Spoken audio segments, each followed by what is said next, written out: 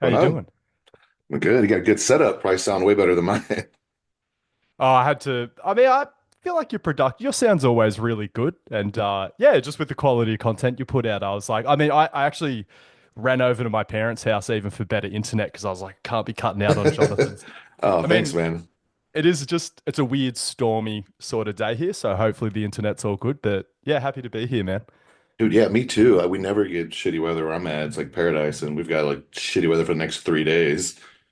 And you're LA or I'm in a much better place now. I'm a little south of it. I'm in Orange County. You come to America yeah, much? I have been to. I did New York. I did Clearwater, um, and then I did Arizona. Oh, you didn't make it out to Cali? That's kind of like, No, next time I come back, I will though. Because yeah, one of my good mates. Do you follow Matt Watson, I McKinn's don't. Watson? No. Okay, so I'll he's check one him of my out good though. friends. He is a plyo guru. Like, and Yeah. again, I don't know how much interest your audience would have in that stuff, but like No, that's he it's one of the topics is plyometrics actually. So it's perfect. Hell yeah. I mean, I'll be honest. There's, yeah, 90% of my plyometric model is just all from Matt Watson. The way he Yeah. systemized things, he's a brilliant man. But yeah, and again, he's just moved actually. He was in around LA or maybe even closer to Orange County, but now he's over in Tennessee. So next time, I think we'll go from Texas over to the West Coast. Yeah, definitely see the West. I'm from Texas. I like Texas too, but Oh, Cali's the nice. best for sure. So thanks you Bit so much for coming more on. bodybuilding vibes. Well, yeah, and California is interesting because it's like I came out here from Texas. My friends lived out here, and I just visited, and I was trying to think if I was gonna move, and like saw so many people just more active and doing things where I'm from. No one goes outside because it's all shitty, and everyone's all fat and overweight. And there's some hardcore bodybuilders, but just the general level of activity and fitness in California was like totally foreign to me. I think Australia is kind of like that too. I get a sense of that. You guys probably are pretty outdoorsy and active and do things sporty. That's kind of similar out here. Are you We kind big of in got it? both sides of it as well because Australia actually ranks quite highly on the world obesity list. So we're pulling up on both ends there. But yeah, and you're right. Like I would say that, especially as you get close to the coastline, whole east coast of Australia is pretty fit. If you want to see our bodybuilding capital, you go up to the Gold Coast and it's like, I mean, you have to walk miles before you see a natty. Yeah, that's funny. That's actually I almost studied abroad out there. I was trying to go to the Gold Coast to study abroad whenever it must have been like 2008-ish. Yeah, so I ended up getting really close to come out there, and I'm not doing it, but I thought that would have been a really cool experience. Yeah, it's such a shame that Australia's, I mean, that's sort of the beauty and the curse of Australia. It's just so far away from everywhere. So I find with foreigners, they'll either do one big trip here and then they'll either never come back or they'll move here permanently. So we'll get off topic for a second. So I always wanted to go to Australia. I told you I almost went out and studied abroad there, and I've had a lot of clients now who've kind of come and gone, and I just like over time it seems like I'm less interested in going there just based on what their feedback is. For like an American, do you think Australia is like a really worthwhile trip for as long as it is? Look, it depends what you're into, and I think as well, it sort of depends. Like, especially I think during the shutdown, like our government Yeah. was a certain type of way publicly, but like I think something also I've noticed a lot of people comment on is like once they actually get here, it's like quite different to what they've heard about it. But okay, so I'll tell you how I feel about living in Australia. And where I think it stems from the fact that we're a prison colony. Because like the general public is like super loose and like, yeah, just fucking go for it sort of thing. Huge binge drinking culture, huge gambling culture.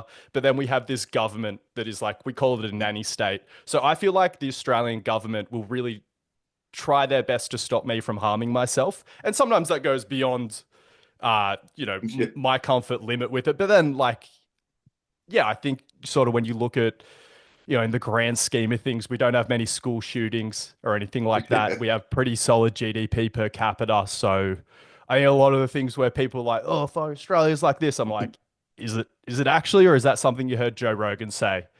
Or Well, like, yeah. no, Well, not I mean, you, but after COVID, no, after COVID, what I mean, they were pretty crazy then, right? As far as not letting you go outside or anything, then that seemed extreme. But other than like, I know they were always kind yeah, of hard to get supplements in. I know like the certain forcible like protein jabbing was powders. rough. Yeah. Oh yeah. So you guys all had to get it, huh? Yeah, I'm trying to think, did I have to get one or two to go back to work? That was, yeah, that was a real moment where I was like, fuck, like, And so you were in like a corporate gym, or what'd you have to go back to work for? What Yeah, environment so were you in?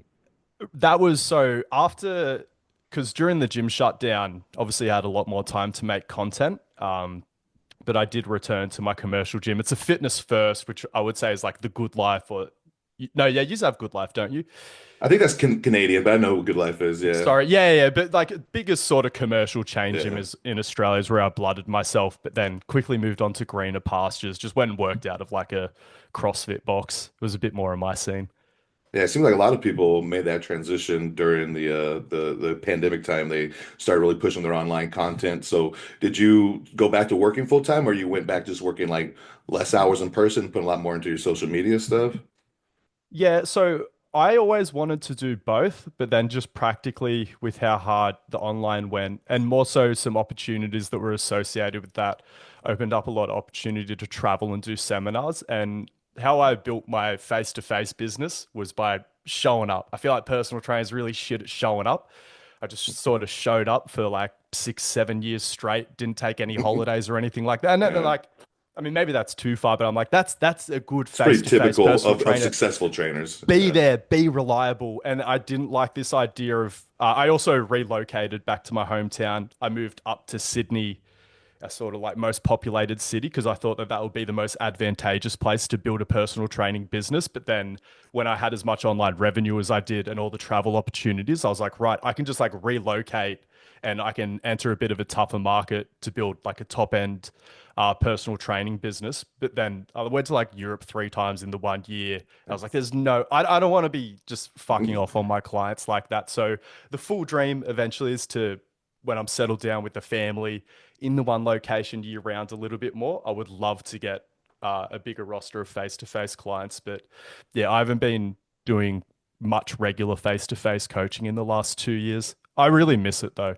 Yeah, it's hard to just go completely online. Like I'm like, I mean, I work full time in person. Like I probably do at least 35 hours in person. Then I do a few online. I try to manage it. Like I said, I would, any trainer who's hustled, there was a moment where we're just like overloading so much that you don't say no to anything. You're working, 50 in person Yeah. hours, which is a lot different than 50 hours at a job where you can fuck off and kind of like think about other shit for a while. Like 50 hours with a person where you're really focus can be super intense. So I definitely I'm liking that my hours are going down a little bit just because it's like, as a trainer, right? If you travel, you're missing out on thousands and thousands of dollars if that's your only revenue. But I'm like you, I Yeah. can't imagine especially with my skill set, the way it is, I can't imagine not doing something in person, at least like half of it. And that helps you build your skill set too, like working with the people every single day, especially when you have tough clients that are like long term. That's such a gift when you have a client that is really challenging, but you're able to progress them over the years and they're willing to learn with you.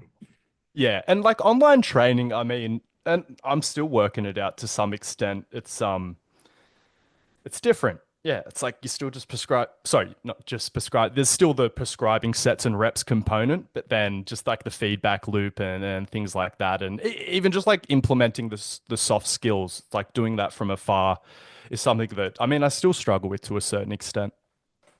Are you more of like a generalist? Or are you specializing with certain populations? Yeah. So, I mean, just the brand's general physical preparation. I sort of the mission statement is there's sort of like the impact I want to have on personal training is I hate that the average person's experience and exposure to fitness when they hire a personal trainer resembles a shitty bodybuilding prep.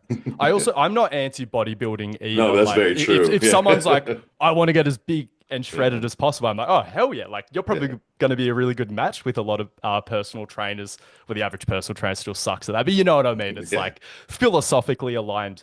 Whereas I just because my view of it is as personal trainers, we're stewards of public health first and foremost. And one of our primary roles is to encourage people to participate in health seeking behavior for life. And I just think, yeah, the vanity aspect of it, or the pure bodybuilding side of things, or body recomp side of things, again, I understand how that overlaps. Like we do have an obesity crisis at the end of the day, but I just think if personal trainers had the skill set of a strength and conditioning coach, they would have a higher likelihood of not necessarily pigeonholing people's fitness experience so much. Even to the point where, like, if someone comes to me, I mean, I'd probably refer them out personally these days because lead gen's off the charts. But yeah, like I want people to be able to go to a personal trainer and get shredded and bigger, but I also want to be like, oh, like I want to do fun runs, or I want to bring down my 10K time, or I want to get into surfing, I want to get back into playing team sports and stuff like that. And I also like I have a foot in S&C as well, and big part of the impact that or the mission there is I just feel like S&C is overly fractalized. You have soccer S&C coaches, you have Yeah. baseball S&C coaches, and my philosophy and perspective is we're dealing with humans first and foremost,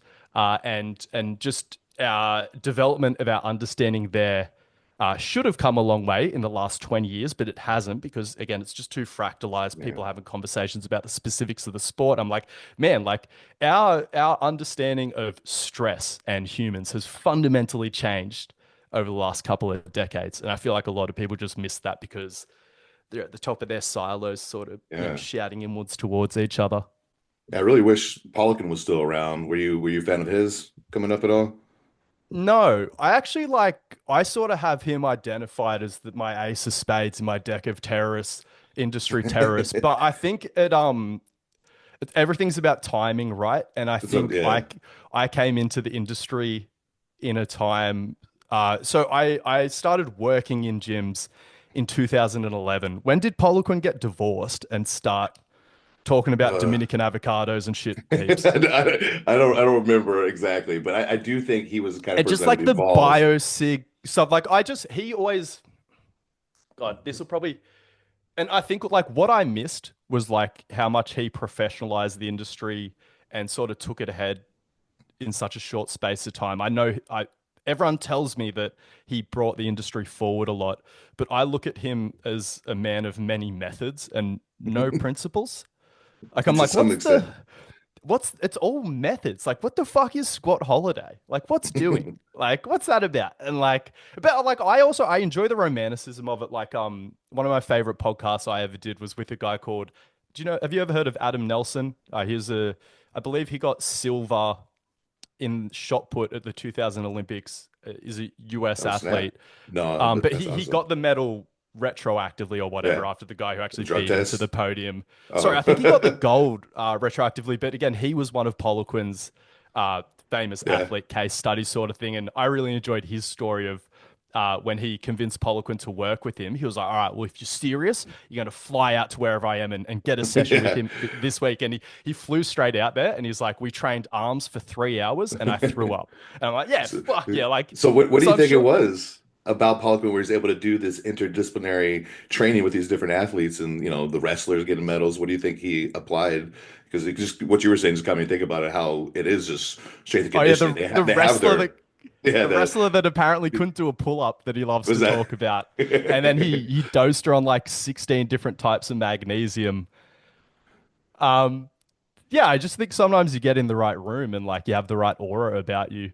Like, and then that's it. Like, I'm like, I don't believe in gurus. I do believe in gurus because, like, if I really believe in you, you can be my guru. But like, principally, yeah I don't believe in gurus. And like, to the point where like recently I've heard of people like asking for coaching for certain people, and the person has a huge reputation, and the person's like, and they charge me so much, but it just wasn't worth it. I'm like, you were getting charged for yeah demand. Like, you know yeah what I mean? You weren't, it's not like you pay 3,000 a month for coaching and it's just like, oh, it's 30 times better than the $100 a month coach. I mean, yeah $100 a month is dirt cheap, but yeah. yeah. I don't It's know kind of with like Poloquin. I'm just like, what were the big contributions that we're like still, and what are the principles and the things that we're still like using and applying. And for me personally, when I reflect on where all the ideas that I build my model around have come from, there's no Poloquin in for me yeah. personally. But then yet Me I'm in me this industry neither. where so I many have the people I book. respect. Who, Yeah. Like, are you who doing biosig or are you no. doing like what's another Poloquin thing? I mean, he was big on the. Do you love your? I mean, magnesium's good. I like I magnesium. do like magnesium. I didn't know any of his nutritional stuff. Honestly I have the Pelican principles and I've read his stuff, but it's like I can't even Ironically tell you his titled book. model. Yeah, and that's something I was curious of. Like who were your bigger influence that shaped the kind of model that you look at strength and conditioning with, like the kind of lens that you use. I have to give just shout outs to two people who no one will probably know, but then it'll sort of go beyond that because a lot of it was the people that they introduced me to and the concepts and models that they introduced me as well. So shout out to Graham Morris, who was my principal strength and conditioning influence. I was just sort of lucky to roll into the same gym as him, work side by side with Not him. much And chance he, in this industry.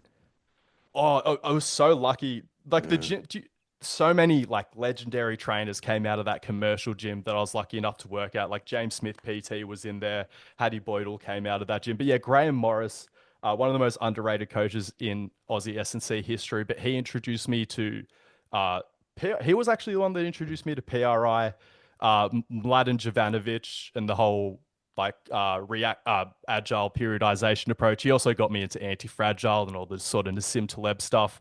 And then my other main mentor was sort of Jamie Smith, who again took me a bit further down that PRI rabbit hole, especially the potential application for strength training, a lot of the compression expansion stuff as well.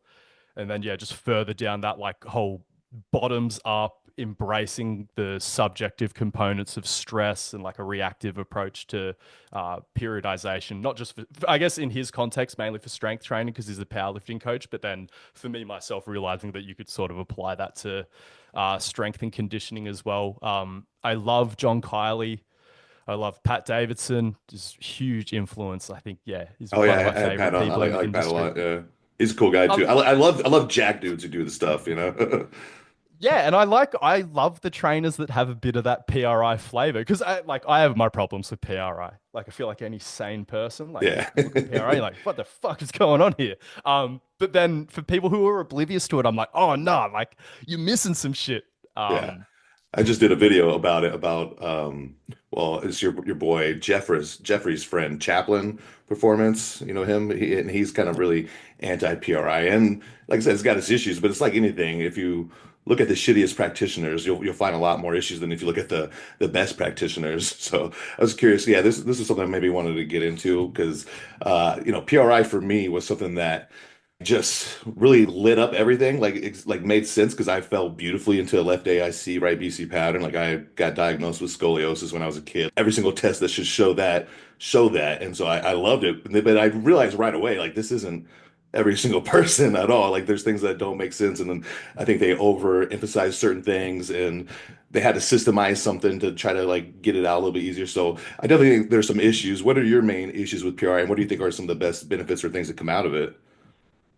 um, they're very focused on the B aspect of pain. Like I just feel like the gold standard these days is to look at, I mean, not just the pain and injury experience, but the training experience as well. I apply this from a performance spectrum as well, a truly biopsychosocial approach to it. Humans do not just biologically respond to stress, and then understanding this rabbit hole of anatomical possibilism, we can call it, I guess, and neuroticism and things like that. Like, I think what I like about, I know you asked me to shit on it a little bit, and we can do that a little bit more. But again, I think if we were living in a B world, not a BPS world, the PRI probably have one of the most coherent models there are.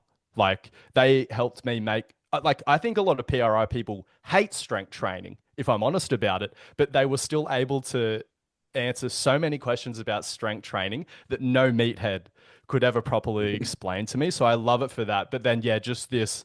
I guess like if you wanted me to point to an example that people could check out and see like the wrong end of PRI and how it can go bad, Neil Hallinan, like that guy is living in a fucking neurotic prison, That's and the PRI like trainer guy. yeah, but like That's his just title. That's his title that he has on his thing, PRI trainer.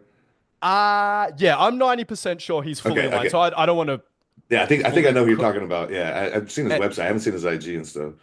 yeah, and like the poor guy who's I take his word for it that he's in chronic pain and he's trying to get to the bottom of it. But just the way he talks about a lot of this stuff, I'm like, I think you're a neurotic mess. Like, Yeah. that's definitely not helping. Like, he's even If talking about, and I see logic in what he's saying. He's like, when I'm in New York, my field of vision is too constrained. I lose too much relative motion walking up and down the streets of New York. He's like, I need to be out in the countryside, more expansive field of view. And like, I just get all this relative. And I'm like, yeah, probably like on some level. But then, like, he also was talking about how one time he went to a waltzing class or something, some sort of partner dance class, and he had such a good experience, and it improved his mobility, and I think it got him out of a bit of pain.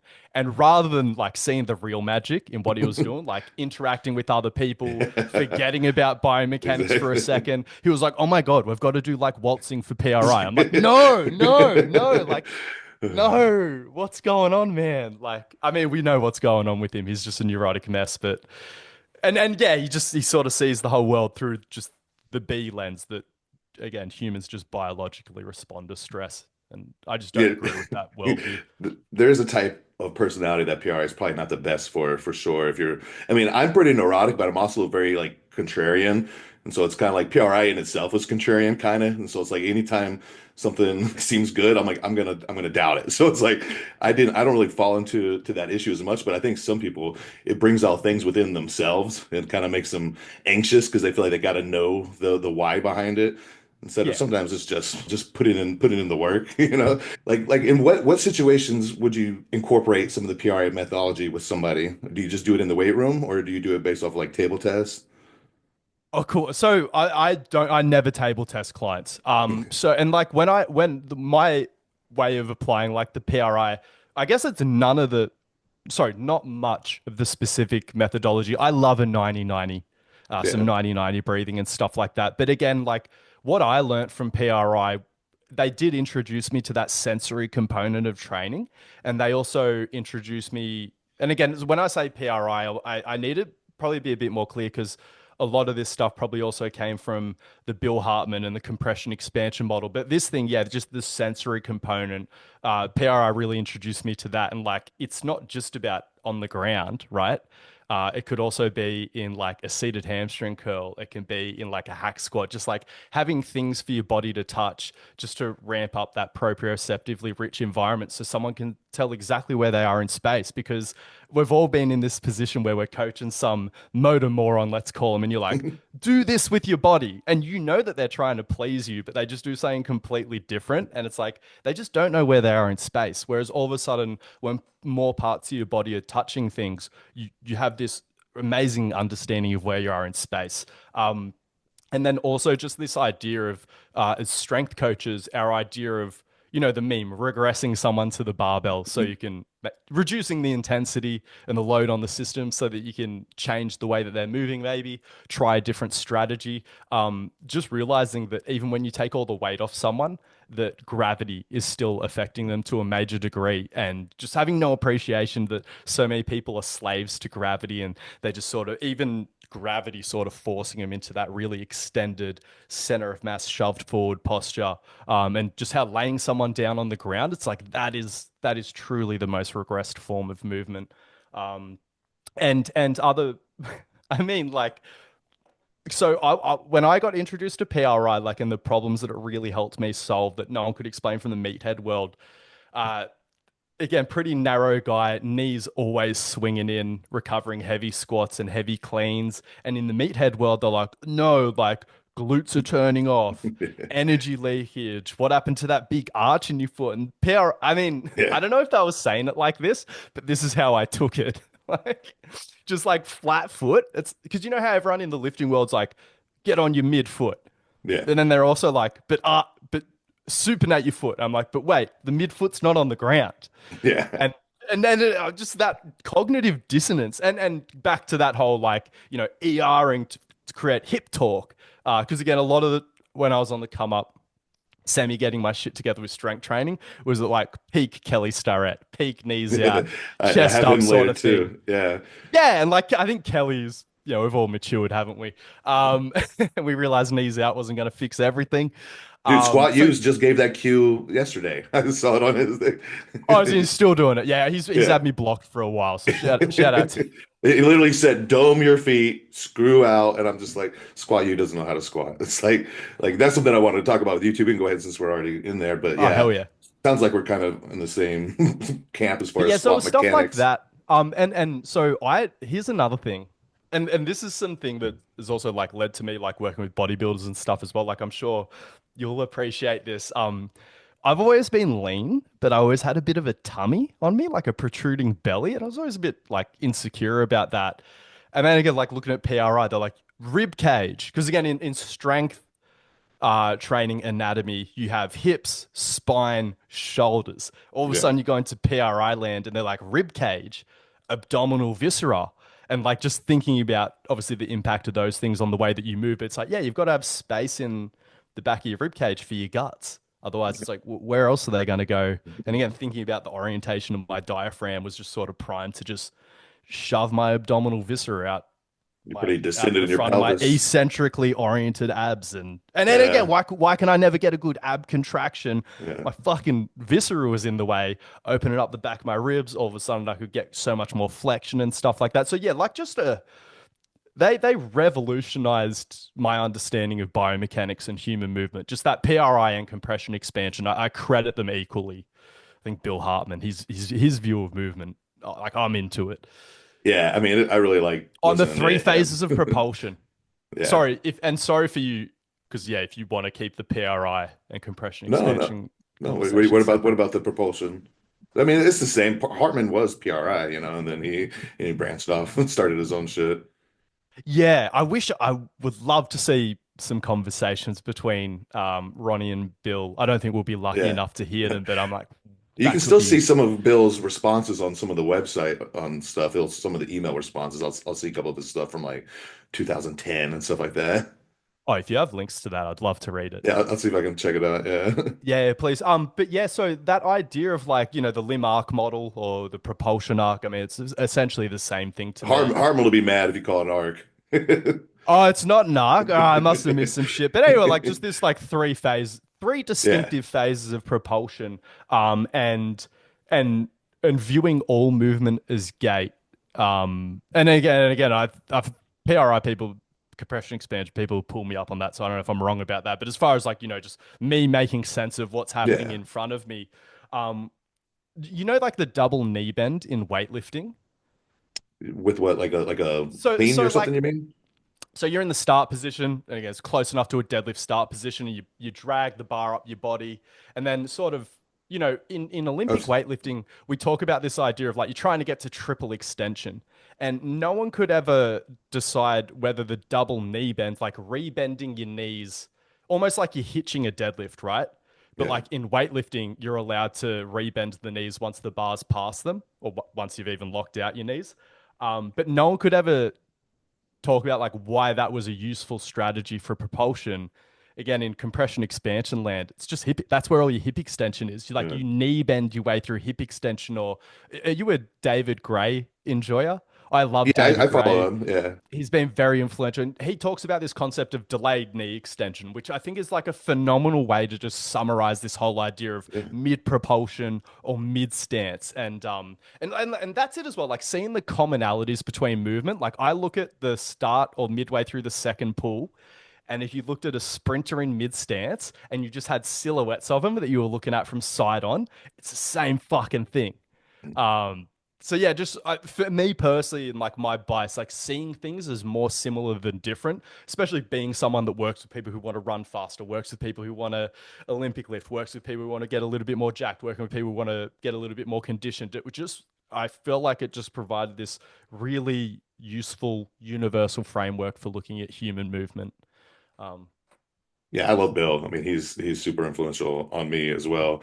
I really like I like a lot of things about him. I like the way he approaches social media and stuff as well. He's an interesting guy. I wish I got to know him a little bit better in person. I know Pat knew him really well, and I've talked to Zach a few times, Zach Couples, and obviously they were really close.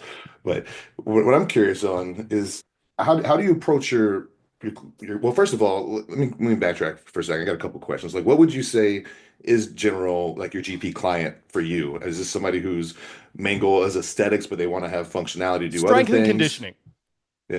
Just think of it as I'm a strength and conditioning coach. Yeah, it's so the GPP thing, why that's part of the brand is like what a lot of people look at as like sports specific training. I'm like, Yeah, oh, yeah. nah. I'm just gonna, Like, what would you like consider like the bigger, general? stronger, faster, do it for longer, be more mobile and flexible, more of the physical qualities. Yeah. So what is the general population client for you? What do they want? And like what's their main focus?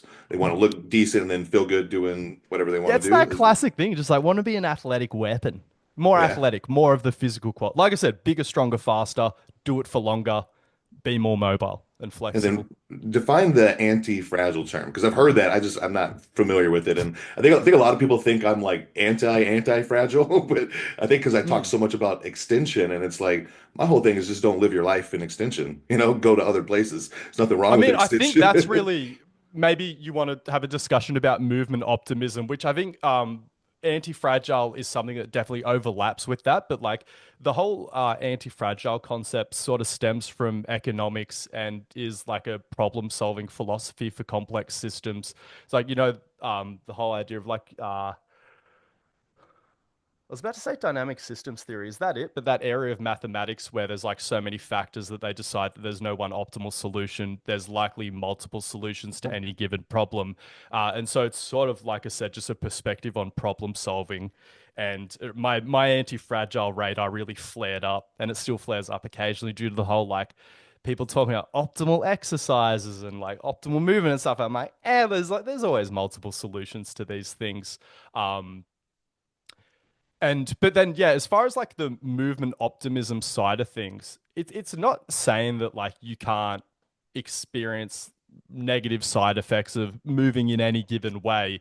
It's just about realizing that so many people don't move their body because they're just like shit scared of it.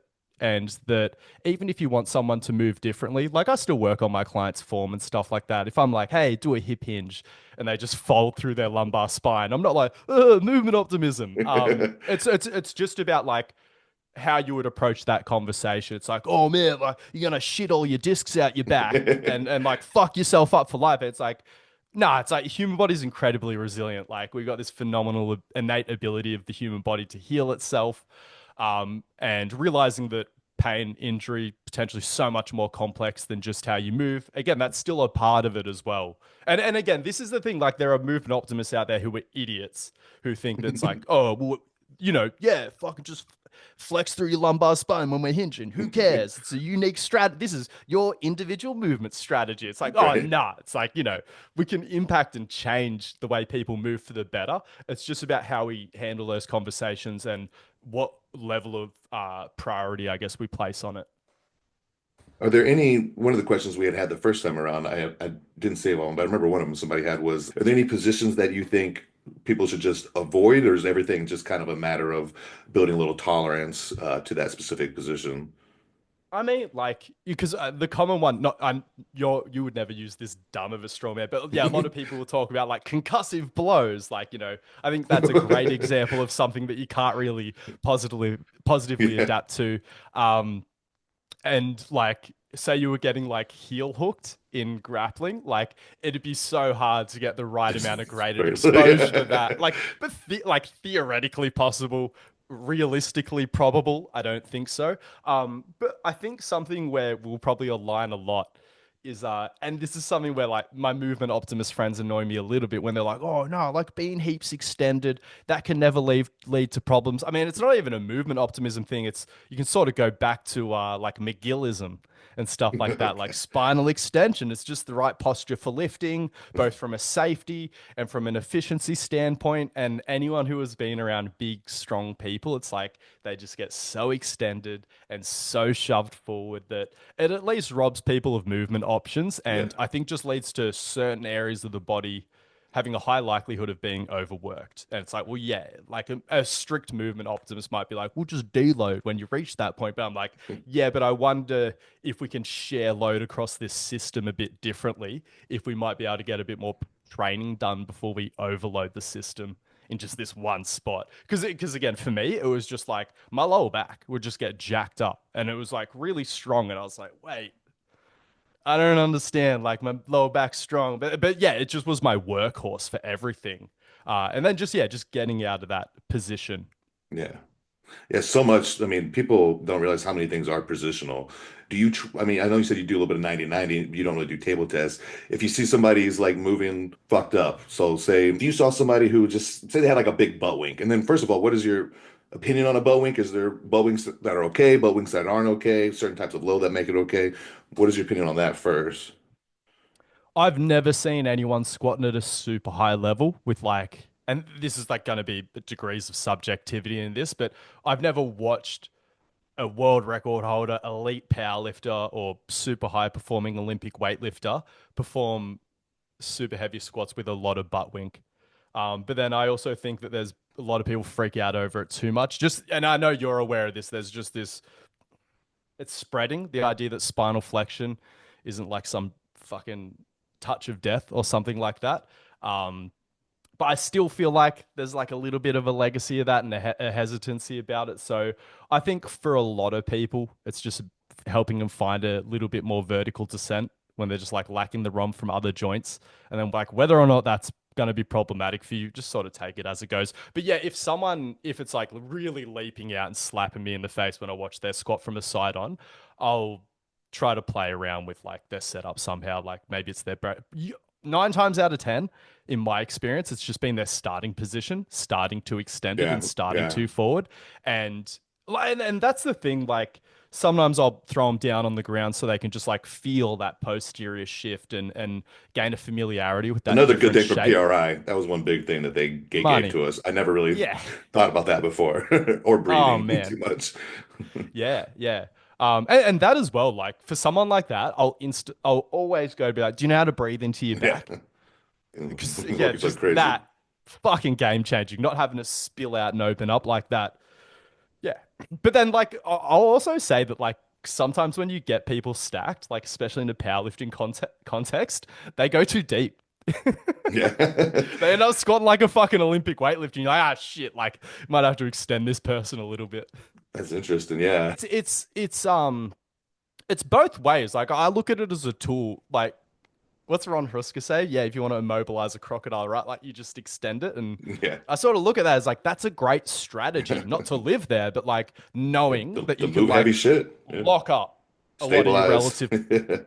Not gonna Yeah. turn if you're extended. I mean, that's the whole thing with the alligator, right? That's the whole thing. Yeah. Yeah. I mean, powerlifting, if you turn, you're fucked, right? So you got to be super stable. The problem is like so many people lift like powerlifters and they're not fucking powerlifters, right?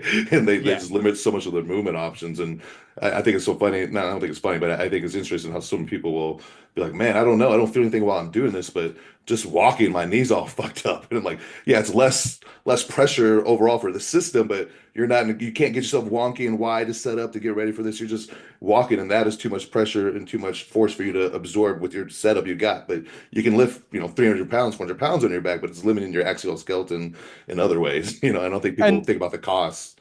yeah, and well, like you said as well, if you're chronically in a certain posture, it's gonna maybe impede your ability to develop certain tissues as well. So there's that you have to factor into it. And then I think the Oh other wait, thing I'm is you sorry. When talk, you mentioned the belly pooch like you had, that's what a lot of bodybuilders have, and they're fucking huge, so it looks super yeah, bad that distended stomach because they're so extended everywhere. and even hip shoulder separation. Like I can't tell you how many bodybuilders I've helped with their hip shoulder separations, and it's like, yeah, put your guts in the back of your rib cage where they belong. Learn to breathe into your back so you're not spilling out the whole time you're on stage. I shouldn't be saying it in this voice because I could never fucking do what they do. But yeah, it's just and that's what I mean. This PRI compression expansion. I guess like just broadly speaking, have an appreciation for breathing and gait. It can be so impactful on the way that you view so many human pursuits because again, a large part of I think how we developed was just yeah breathing and walking. Yeah, I think of every single lower body exercise that I do. I mean, and some upper. I mean, I know every upper movement is gait too, but every single lower body movement I'm doing, I'm breaking down into gait cycles and trying to decide what am I going for here. And it really like when you can really drive IR, you also realize that like how much less you're putting through other places. Like if you are doing like a hack squat, heavy loaded, thinking about going through early to as far into like the mid propulsive state that you can get, that is so much more tension on your quads. And if you're just not, it's such a small difference. If you just barely let it go out a little bit to the outer part of your feet, you can throw on two more plates, but it'll just feel like so much less. And I don't think people don't really understand that. Bro, the idea that at the hardest part of a squat that you should push your limbs away from you and that's going to help you produce force. Like as soon as it was explained to me that things are going to move in towards the midline to help you compress and produce a lot of force, I was like, yeah, like that makes a lot of sense based on every other life experience I've had. I did a little bit of jujitsu, and again, it was my coach. It was like first day. They're like, all right, if you want to have better control of your limbs, you T-Rex. You bring everything in like this. And what they're going to try to do, they're going to try to isolate ER you. They're going to try to spread eagle you, right? Because you ER'd. Like, how's that good for producing force? But then apparently in a squat, rules are different. Yeah, it's like shove shit out and hip torque, I Right. guess. Yeah, I mean, I'm glad Kelly's evolved a little bit. I literally, I just saw Squat U say the same thing. I'm just like, that is a strategy to make it ER for powerlifting potentially, if that's what you got to do, if that's what you want to do. But any other goal, I would never recommend that. Yeah, just the Now, fucking late propulsive nightmare.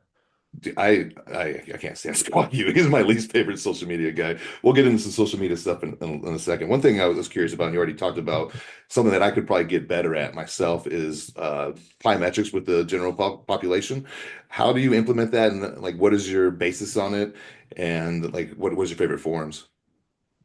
Yeah.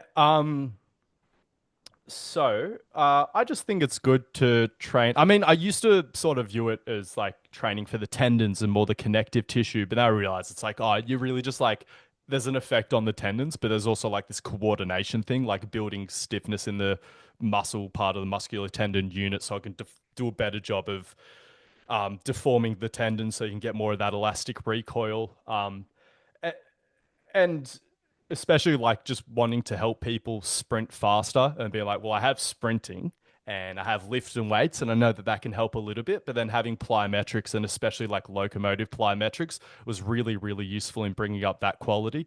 Um, but then also like I have since found application because again I work with people with specific goals, but I have this GPP bias, like even with pure body composition clients or pure strength sport clients, feeding in some like lighter tier plyometrics and stuff like that. I and even just with the free plyometric program I gave out, like getting people into plyos, like conservative first month of plyos. I had a guy, a big bodybuilder who's competed in the classic in the Mr. O, and he was like, I've never been able to train legs hard in the back end of a prep. My knees just always sort of go to shit. He's like, plyos just had my knees feeling $1 million. And I've had a similar experience where, like, I think squatting is a phenomenal way to build strong, resilient knees, but can also make the knees feel bad, whether it's the dose or how you're doing it or whatever the hell it is. But I just think exposing your knees to all sorts of different forces can be really helpful, especially like I have a bias. I love hitting the hole hard, getting a nice bounce on my squats. Again, that Olympic weightlifter background. And sometimes there's just this, the knees are like, please don't make me do it today. But then after getting consistent with plyometric training, my knees yearn for the bounce. It's like, yeah, let's fucking do it. Like, because compared to the forces that you're experiencing in a hop, and this is the thing, like one of the things that gets me G'd up about strength training, it's like, yeah, you can see the weight on the bar, but this idea that we're exposing the body to forces. But when you introduce velocity to those movements, forces go through the fucking roof. Yeah. So the forces that you can experience through your body with repeated single leg jumping, it's sort of what we call hopping. Or Matt Watson, again, he sort of came up with his system because, again, yeah, why I think there's been a lot of aversion for people to learn about plyometrics is there's a lack of shared and consistent language when describing a lot of these things. So my favorite types, I really like locomotive plyometrics, which we got leaping, bounding, and hopping in the plus plyo system. Again, from Matt Watson. I'll stop saying his name now. So leaping is in his system continuous jumping and landing off of two legs, and you can be moving forwards, backwards, side to side, what the fuck ever. Bounding is single leg jumping, but you're alternating your base of support. And then hopping is continuous jumping on one leg, and it is fucked. Like, because you start to realize, like, it's not just the force that you have to put into the ground, but it's like the limb velocity that you have to develop in the air. And like, that was a really cool thing as well. Like, just this idea of, it's crazy how much people don't know what to do with their bodies in the air. And then learning more about these locomotive players, I'm like, oh, there's so much that happens. And again, all that sort of, I was humbled so much by hopping when I first did it. I was like, oh, I have to learn to get good at this. I mean, it's the same as like as a skinny kid, went into the weight room, got my ass kicked, and be like, all right, I got to try to get a bit better at this. Plyometrics was just another one of those moments where I'm like, I feel a bit useless and inadequate. I might have to do something about this. And Yeah, I noticed it's had a positive transfer to a lot of my other training as well.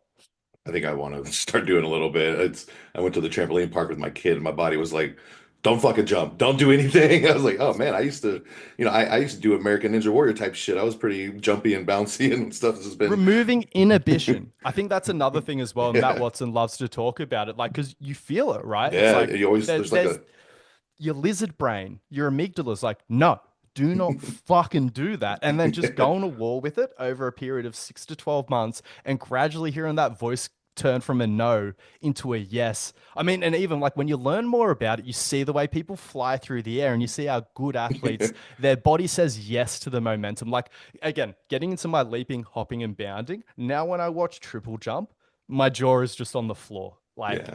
I'm like, oh my fucking God. Like the idea of running down a runway for 30 meters as fast as you can, leaping through the air off one leg, and then proactively swinging your leg through the air before you've even hit the fucking ground to generate even more momentum. Like, again, they have no inhibition in their system. They are just, yeah, fucking freaks. So it's Yeah. just a way to engage with that, I guess. And so what like how do you prescribe that? Is this something you're doing daily? Something you're doing on like leg days, not leg days for the so it's daily? Uh, Not daily, but a higher frequency. So I start people. The minimum I like is like three sort of smaller sessions per week, especially if it's just something that you're sort of looking to add in and experiment around with a little bit. One big session a week. Uh, I think you need the frequency for the skill acquisition component of it more than anything. Outside of that, I don't think there'd be any real reason for the frequency. But then again, regardless of if you're doing it one time a week, which again I think would be a bit stupid, but even if you're just doing three smallish sessions a week, it's still going to take I think about like 6 months to like remodel your tendons and stuff like that. So I think that's another thing that's important to talk about as well. Like my experience was with strength training, not necessarily muscle building, but like strength training. I was like, oh, you can get strong like pretty quick, like noticeably stronger in your first couple of weeks of strength training. Whereas it can be a bit depressing at the start with plyometric training. Like you do have to be pretty bored into it. Because again, like a lot of people like, what the fuck does progression look like? But again, like watch yourself hop and then watch Matt Watson hop. And again, pay Yeah. attention to the differences in especially what happens in the air and the way that they interact with the ground. You'll see that there's Is you got fuck all intention in the air and you just interact with the ground like a bit of a klutz, and it's definitely not sexy. And it sorry, would just one more thing as well. I know this has been me speaking in paragraphs, but that was even great. just getting to the point where I can hop at my highest intensity and not look like a spaz. Like, because again, you'll notice that very quickly. You would be a great example of this because you're very big and strong before you've tried to sort of get good at plyometrics. So you probably wouldn't be able to quote unquote try that hard before things sort of go to shit a little bit. Yeah. You would be so good at pushing into the ground, but again, you haven't really built a body that's complementary to the things that we need to happen in the air. You could get better at it for sure. And that would be a really interesting thing to watch you go through just this long journey of like waiting 6, maybe even 9, 12 months before you can even attack the ground, push into the ground as hard as possible, and it keeps looking better. Whereas, yeah, you'll notice this very low ceiling on the level of effort you can give your locomotive plyos while still getting more out of it, more distance covered, more flight time, or something like that. A lot of the time, you'll try harder, lose more momentum each step, and spend longer on the ground. It's like, what the hell is going on here? That's what I was curious. Is obviously the distance and height is progression, but is the less time spent on the ground that's progression as well? If you can still produce the same force? Yeah, so it's like it's a tolerance thing, it's a height thing, it's a distance thing. I'd say that's the main thing. But then there's a lot of eye tests to it. Like it's one of my favorite things Yeah. just to look people like shit awesome. And like you see it. I don't think it takes much eye training. And again, it really just is this because what you'll see, okay, say we're heading this way, right? And like you know how running, it's like they get good sprinters will get pre-swing, like their leg will swing Yeah. back towards them, and that creates tension in the muscles before it hits the ground. So it's like getting a lot of momentum and creating that before they've even hit the ground. And so it's the same in your locomotive plyos. You should see that cyclical leg action. Whereas rather than interacting with the ground like that and getting pre-swing, you'll notice it's like stabby action. So you fly through the air and then you'll like it almost looks like someone's dipping their toe into cold water. You'll apply this huge braking force because your body's like, I don't want to deal with this fucking momentum. I want to spend longer on the ground figuring this shit out. But then over time, you'll be able to increase your intensity, and still your body will be like, yeah, more, yeah, more, yeah, more. But yeah, at the start, it's like, no, please slow me down. No, please slow me down. But strong people, I find, they take to leaping like a duck to water, because like, yeah, there's stuff that you have to do in the air, but because you got two legs to push off the ground, you'll actually get really good flight time, and so you'll have so much time to set it up. It's just that when you're on one leg, you're not going to get as high off the ground, and there's just fuck all chance of having the innate limb velocity required to whip that leg around. And even the difference between alternating, like in your bounding, because in bounding, you can be setting up the opposite leg in the air. Whereas, like I said, just hopping, it's like, yeah, it's a heck. Definitely not going to put that on IG when I start doing that for a while. Uh, I'm gonna actually go with your boy Atlas and do a workout with him too. So I'll be doing a few things that are like See, little, not my normal I thing. mean, the car park's great for pliers. Get him Yeah. into some. Yeah. So let's get into kind of some social media stuff for a second. I want to get back into some strength conditioning stuff, but I've never really like dived into like the whole social media topic really with anybody.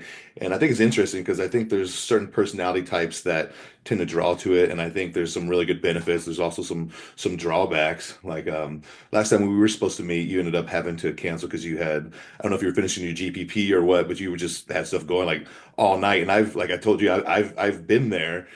I think there's like a little bit of a slight manicness in me that makes me like not able to let certain things go. If I almost get like an anxiety if I really want to get something done. Is Yeah. that something that you share, or is that something that you see in yourself? Yeah.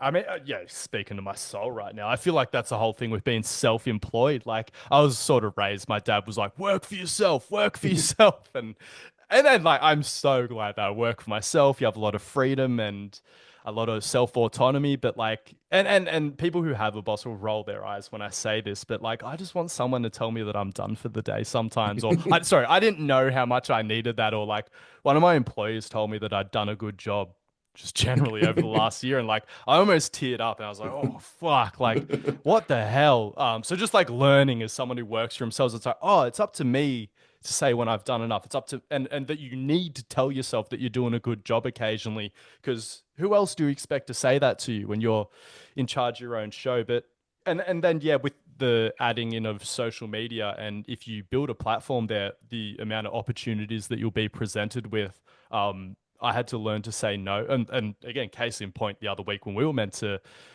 meet up, I'm still working on that skill. And I feel like I've got so much better at it in the last year, just being like, oh, I don't need to go on every podcast that invites me. I don't need to accept every client. I don't need to hop on a plane anytime anyone wants me to do a seminar overseas or something like that.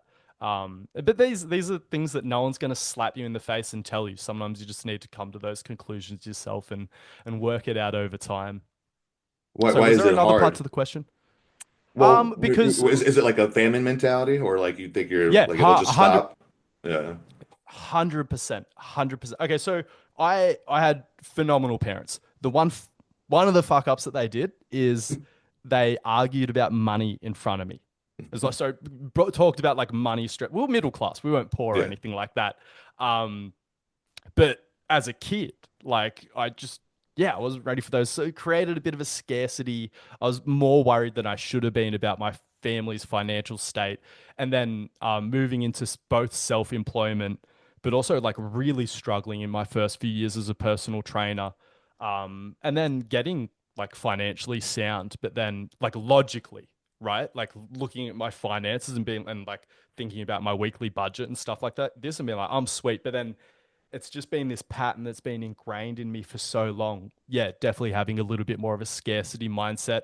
And like hearing the way that different people talk about money and stuff like that. And like I used to, when people talk about like, oh, do you feel like you deserve like to make a lot of money or something like that? And like, yeah, just realizing that there was a lot of internal congestion there and stuff like that. But just gradually working through it over time. Going to therapy helped a lot.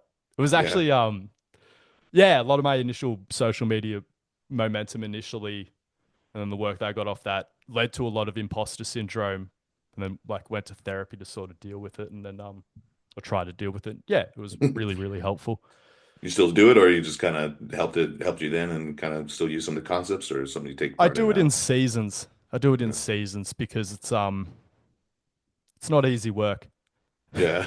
Sometimes you don't want to look, Yeah, yeah. Sometimes you check out of it for a little bit and then you're like, all right, what's going on here? Where'd all this insecurity and inferiority come Yeah, from? you Let's can kind of face it like again. push it to the back of your head and like know it's there, but like not have to dive into it, until you have somebody there who's forcing you to, I guess. I've never talked to somebody. I think everyone could benefit from it.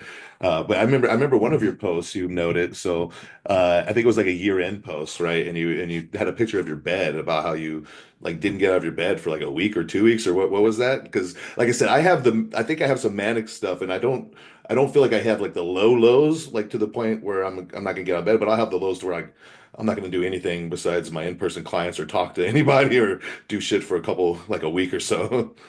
Yeah, I mean, so yeah, I mean, I experienced mental health fluctuations like a lot of people, but then I was just going through a breakup and yeah, it was tough. It was a bit of a complicated relationship. She was from another country. I met her overseas when I was doing a bit of work and like, Uh, yeah, so first relationship I'd ever been in where we lived together full time. And then obviously, like when you decide you want to break up, it's not as simple as just like, oh, I'll go back to yeah. my house. So that was really intense. Are you And still in the same house? Because sometimes that's yeah, weird. no, I love the apartment. I'm in Yeah. my dream apartment. So I'm in this two-bedroom apartment, which is like fucking phenomenal. 100 meters from my favorite beach break, 200 meters from the best pizza joint in town, and 100 meters from the supermarket, which is just fucking, Nice. we're absolutely cooking. But and so that intersected with the most heat I've caught on social media in recent times. What was that Um, for? uh, oh, what was it? Atlas was getting annoyed with me and I'd also been talking shit about. I mean, like this is the thing. Like I should be copping shit. I'm pretty aggressive with the way I communicate online. So, but I just got caught at a weak moment. Whereas it Yeah. was affecting me more because I think I was sort of turning into it because like life wasn't very fun at that point. Because I just sort of gone through that breakup, but then also like social media wasn't the funnest at that point. So it is what it was at the end of the day. But then there was this other bit of me that was like really proud for not taking a day off and shit like that. And then I reflected on that. I was like, who was that for? Was that for my clients or was that for me and my ego and proving to people that I'm not lazy and that I'm a grinder and like so I if that situation ever happens to me again, I would look at it as a sign of growth if I took the day off. Like I have a real like work ethic insecurity. Like I grew up, my dad used to crank Yeah. 16-hour fucking days, like driving around in a car, selling toilet paper to cunts. And he just got to fucking work. He did the fucking work. And so I've always sort of had this, I always have this thing, am I doing enough? And again, like going to therapy, it's just like sort of realize it's like you're enough just by the fact that you exist. Yeah. I mean, I still can't like logically accept that, but like, yeah, just sort of trying to move more towards that rather than this like constant feeling of inferiority because you realize that like being a cunt to yourself doesn't help anyone anyway. You're No. just being a cunt to yourself and like, yeah. I mean, it's weird because I think a lot of people, that's why they don't post on social media because like they're the biggest cunt in their life. And sorry, actually, should I not be using, No, I love cunts. That's my favorite okay, word. cool. Yeah, yeah. I know you're Australian. I say it like I'm Australian. Yeah. So like, it doesn't inhibit me in every way, but like I was like, oh right, still inhibiting me to some degree. I Do mean, you so ever? I'll summarize. This is my summary of therapy. Everyone's insecure. It's just insecurity. Yeah. Like, Do you ever feel like, because I don't know why I feel like this, but sometimes I feel like part of my hustle is because I think there's like I don't know, I don't think it's realistic, I don't know, but I feel like there's a small part of my brain that worries I could totally be fine with just being a sack of shit and like becoming a drain on society and just not doing shit all day long and just fucking, I don't know, finding some drug I liked and that being my daily. I've never been anywhere near that, but in my back of my mind I can like I have some reason why I feel like part of my yeah, brain could be like, I could do that. man. And I think we always should be proud of ourselves, but I also think we need to check ourselves because I think crackhead mentality and CEO mentality are like the same thing. It just depends a lot on your environment and your experiences and stuff like that. So yeah, yeah, I completely relate to that. Um, yeah, and that's it as well. I think yeah, it's a shame that there's not a bit more of an understanding of that. in society. Have you ever been on any medication or self-medicated at all? No, so when I was young, my grandmother on my father's side had bipolar and like quite bad bipolar, like big manic episodes, sort of on both ends of the spectrum. And her my step grandfather was unable to take care of her because he was an asshole. So she lived with us while I was like sort of 8 years old. And that was my first exposure to severe mental illness, and I thought it ran in the family. And my grandmother was having, I mean, this is back in the early 2000s or like late 90s. So like she was having big problems with her medication. It was just giving her horrendous side effects. But obviously, she had some problems. She needed to be on some medication and stuff like that. Just watching, she almost burned our house down. Oh My shit.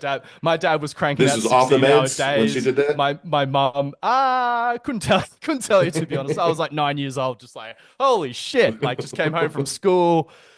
Dad's trying to take grandma to the ward, and he's having, imagine that, having to take your mum to the ward, and she's anyway.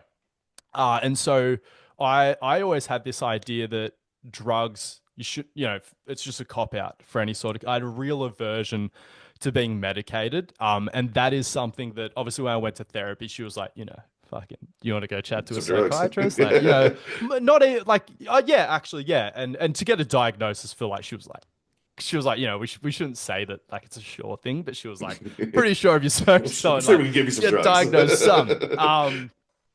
And I've only recently opened myself up to that. I think like the conversation around drugs is changing, and again, society. I mean, I'm not sure. I mean, I'd say it's been similar in America. They go through sort of waves of like, for example, when I was growing up, I feel like in Australia they were handing out ADHD meds like this. Oh, dude, they're My always handing out parents, every drug in America. That's never changed. okay.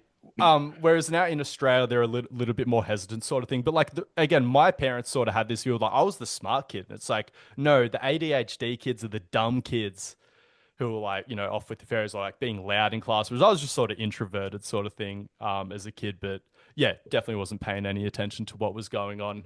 Just sort of getting by off a little bit of natural talent, I guess. But then obviously, like later in life, um, it starts to come up a little bit more when you're running your own business and shit like that. Just those deficiencies and inability to stay on top of certain things, and just getting overwhelmed and shit like that. So, um, I don't know. Like I'd sort of banked the whole like, do I want to go get diagnosed? Do I want to get medicated sort of thing just for a little bit, because like I even had to sort of reflect on my whole approach to therapy because I was like really trying to like fix myself, and then I like that's a bit of it. Like you're doing a bit of fixing, but I think you're mostly trying to do like accepting, because I think that's a big rock to getting over the insecurity thing. So then, yeah, just trying to figure out that before I then and honestly, like life's pretty good at the moment. I feel like I'm on top of things and like put in frameworks in my life that help me sort of make the most of things. So like currently as it stands, yeah, I don't need a pill for anything right now, but I'm open to it only because I know I just written off this idea of voluntarily taking medication for my mental health earlier in life when I just didn't have a sophisticated understanding of it. And again, sort of had that perspective like, oh, they just give them to anyone, and Yeah. it's like, oh, it's just masking the symptoms. It's like, yeah, but I think it also gives people the headroom to get some momentum and get on top of things. So And it's not always it's forever, too. Some people just take them and they get in a good mm. spot and they get off, work through some shit. It's definitely something for family and relationships where I know it definitely impacts that, where I'd be much more open to it. But at this stage, not really focused on either of those things. Yeah. So you're still single? You don't have any kids or anything? Nah, no kids, but I mean, I didn't want to have kids up until like a couple of years ago. I mean, my brother had a kid. I love my niece and Yeah. stuff like that. They're the And best, just sort dude. of seeing all that, I was like, oh, fuck. Yeah, I think Yeah. going to therapy helped. We're, And then I we're, was like, I definitely would be open to that. I was very anti-kid too. Like when I married my ex-wife, we like before we got married, I was like, hey, we're not doing the kid thing. And then it happened. I was like, I gotta have some more. Like Hmm. kids are definitely the best. But what I've realized is like between working with the clients full time and then having, two kids, two baby mamas, and my girl now trying to be present for her and then trying to do the online stuff. Like I realized like if I was in your position, I would have felt so lazy the way I used to do. I mean, I didn't do anything online. I just trained my people 30, 35 hours a week, which that's working. That's not lazy. But now like Yeah. every single moment of my day is gone with something like so you have a little bit of extra free time, right? This isn't all you do. You're Oh pretty big yeah. into surfing, right? Is that one of your main things? I love it. It's the Yeah. That best. looks so It's cool. Like that looks like just the coolest fucking thing if you're good at it. I play guitar a little bit. I'm not like good, but like it's kind of the same thing, right? To see just a fucking the 100%. best in the world. Like that just looks like the coolest thing to be able to do. Are you like, pretty badass at it? Yeah.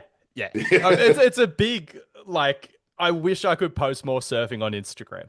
Because like you Right. post a big lift or like you do a big like front double bicep or something, you're like, yeah, fucking I hope you enjoy that. Like that's like me with my surfing. And so like even getting someone like booking someone to film you, for example, right? It's like you book them in, surf shit, or you book them in, there's glare and they can't film it correctly. Or like there's also a fair bit of skill and like you gotta have a decent camera if you're surfing a point break to be able to zoom in that far and Yeah. do it justice. So like Are sometimes they I'm on a like, boat or are they how are they following you? Are they yeah, and again, imagine the logistics of that. Again, with drones and stuff like that, starting to yeah. get more accessible. But then it's like it's your surfing, mate. So it's like if the surf's good, everyone wants to be surfing. But am I gonna like force my mate to stay on the beach and film me? Sometimes I'll throw the GoPro in my mouth, and that can sort of like show people a bit. But like POV surfing isn't it either. Like I like POV surfing for me, but even when I'm watching surfing, it's always surf movies are Yeah. filmed from the third person's perspective majority of the time. So yeah, try to share that with people a little bit, and I plan to in the future. Just fucking just having a crack at just hiring people to film me and stuff like that. But man, I just as a sport and as a way to connect with nature, as a source of adventure, it's just I love it. I love it. The only thing that fucking gets to me is the and it's not a big problem. It's just the shark thing is like, Yeah, and you it's guys out like there. they're out there. I mean, you guys have them close to land, right? In certain spots. I don't know where you're at, but I was reading you have like gray whites or some shit like pretty close, like much closer than you would think. Yeah, so 2 years ago, I was on a surf trip up at a town on the north part of New South Wales called Crescent Head, and I was out in the surf. And just as I was coming off the end of a wave, I saw a fin poking out of the water from there to there. And like, so, I mean, you see a lot of fins out in the ocean. Like many mornings when I'm surfing, there'll be dolphins. Again, how magical is that? You don't get dolphins in the gym, but you don't get sharks either. But yeah, so you used to seeing the bob, okay? And every now and then you see a whale as well. Again, magical, but you see the bob Yeah. soon as you see that cruise look where it's not doing the bob up and down, I had the biggest my body didn't even register shark. I just had this like prey response. It was like go the fuck in. It was a pumping day at Was there a lot Crescent of Head. other There's people probably by you? 200 people in the water. I was the first one to see it, so I had So to you're scream safe. like You're shark, good. shark. Yeah, yeah, I made it You over don't the start a top. little bit first and then scream it. Like, No, I did those calculations. I was like, yeah, I'm sweet sort of thing. But I've never seen 200 people get out of the water that quick. I always think about it from the shark's perspective. Did they notice the lack of traffic wherever they go? So anyway, sorry, I'll end this story. A week after that, back at my home break, I was living in Bondi at the time. Someone got literally eaten by a shark like 4 days later. And again, the Jeez. statistics are low, but I'm like, oh, Jesus Christ. And this one, so I think there's footage of it. No, I know there's footage of it. What am I saying? I've seen it. So yeah, look up Bondi or I'm Sydney not gonna Shark look that Attack up. 2022 if you want to see some shit. Definitely don't want And to so, see because some sort of thing. you know how they say that, I don't know if you've heard this. You know, how they say that sharks never eat humans on purpose. They don't like the taste of human. It's Yeah, just who the mistakes fuck and knows things like that? Yeah, I don't believe the that. way this It video just goes look down, yummy. that was a murder. It was a Yeah. murder. Like this shark did it on purpose. He was swimming in an area that's like it was a bad idea to swim. You're not meant so where the worst shark attacks happen is on where there's like a rocky outcrop and then a steep drop Yeah. off. And so that's when they do like you know how the seals just get punched out of the water? Like the shark will come up from the bottom and just go he copped that. He got split in half by it, and then the Yeah. shark just comes back, takes the top half, takes the bottom half. It's People just on the beach were screaming, throwing up. They Yeah, called it's an fucked. ambulance. Ambulance is like, what do What you the want us fuck's to the do? ambulance gonna do, right? That's that's fucked up. That sucks. Yeah, sharks live rent free in my head, but a small I price mean, to pay. that's the thing. It's a small chance, but that chance is fucking terrifying if it does happen. It's either so fine or it's just horrific, traumatizing death. So yeah, hopefully it works out. Have you ever had like a scary experience not involving sharks? You ever been under for a long? I had a friend of mine who just almost died this week surfing, and she lost. She like was in adrenaline's going for like an hour and a half afterwards. Have you ever experienced something like that? Honestly, even on the days where I've gone out in the bigger surf that I was the most worried about, like hold downs are so fucking random, man. Like sometimes like a wave that's just like the size of you will take you for a fucking ride. And it's when you're not prepared for it. Whereas like in bigger surf, again, just and again, it's probably more like the expectation of the thrashing I'm about to receive. It tends to not be that bad. But I had a with my girlfriend, last girlfriend, when we were still together. It was more like I took her surfing one day, and yeah, I just thought I killed her. I Oh mean, like she was, shit! we were getting swept out to sea, and like I didn't really explain to her how hectic of a situation we're in because I didn't want her to panic. But it was just getting to the point where I was like, oh my God, like I was A so little bit of close to panic saying to her, needed. "Do you want to die today?" But yeah, so no, I'm pretty generally physically prepared. So my brother is a national champion in like surf life saving. I don't think it's really a sport over in the USA, but like so I'm pretty good as well. But I can go into most waters and be sweet. Nice. I mean, Australia's known for like crazy waters. Have you been anywhere else? Surfed other places? Yeah, checked off. So like Bali or Indonesia, but particularly Bali Uh, above us is like the highest concentration of world-class waves in the world. So I did two trips there this year. Had a trip over to New Zealand. New Zealand, natural as is far it as better like than Australia? natural. Yeah, yeah. Not as a country to live, I think. Yeah. I think they're dealing with some huge structural issues at the moment. But as far as just the landscape and the waves, I mean, pumping waves in Lord of the Rings country, Yeah. it's Uh, insane. I don't like the cold water though, but then it kind of feels a little bit heroic. You get your booties on and your hoodie on, big wetsuit, I'm so a so little bit mad. more of an adventure. I wanted to go to New Zealand. I was in Fiji, and it's like right. I was like, am I going to come out here again? I was trying to decide to whether Yeah, extend it in Fiji and just stay longer, or to hit up New Zealand. I was like, I'll just stay in Fiji. Like the maybe warm I'll water do. got you. Yeah, yeah. You ever go over there? That's pretty close for you guys, right? No, my mates did a trip to Fiji this year, and the coral is fucked. Yeah. It's Well, razor. It is yeah, straight yeah. It's razor fucking. blades poking up, I and fucked so myself up paddleboarding. I cancelled all my plans of going there. I was like, because there's cloud break and Yeah, restaurants, it's like a which scuba place. they were very high up on my bucket list. But then seeing the GoPro footage that my mate took of the reef, I was like, oh no, I don't want to get shredded like that. Like, yeah, there's something to be said for being hardcore, big waves, big hold downs, and I don't mind bouncing off the bottom, but just getting carved up like Dude, it's that. so Because you know why? sharp. Because I'm a real bitch when it comes to not even getting cut up on the reef, but when you got to disinfect it with some shit. I just don't want Yeah. to go, just your whole back, just have an antiseptic ran over that. Surf trips are right off. Whereas like Bali, it's like the reef's not that bad. Like I got a couple of bits of reef stuck in me, but it's not like literal razors. I don't know what's going on in Fiji. Yeah, it was pretty wild. Like I said, I got sliced pretty good, and I'm just on a paddleboard. So if I'm getting fucked up on a paddleboard, there's no way I'm getting on a surfboard. Oh man, let's go through a couple questions. I've got the people put in. We can go through these kind of quick, or you can spend as much time as you want, whatever you want. So, what do you think are a common or some common mistakes that more intermediate to advanced trainers make with their clients? Not doing plyometrics could be one. Yeah. Um, I'd say embracing aspects of auto regulation and just generally like the hero's journey. I mean, I mean, this is something I have a bias to try to do from the start, just to make clients take a bit more responsibility for their training. And I think that comes from like, again, like moving away from this whole idea, I was like, I'm a real bit like anti-guru sort of thing. It's sort of like, it's you. I'm always trying to be like that for my client. It's in you.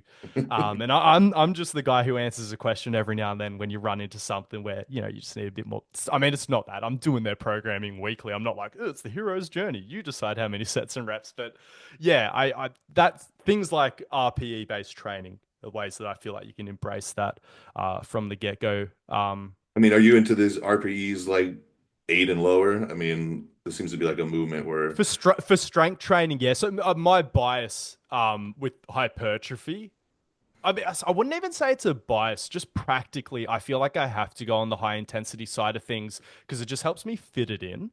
Like even if hypothetically a higher volume, lower intensity approach to hypertrophy was optimal, it just wouldn't work in my microstructure. So I'm kind of I'm really liking that it seems to be so you the say higher higher. You say intensity. like 8 and above. I was saying like below 8. You're not really No, just I'm saying like, oh, sorry, as far as the RPE, yeah. So yeah.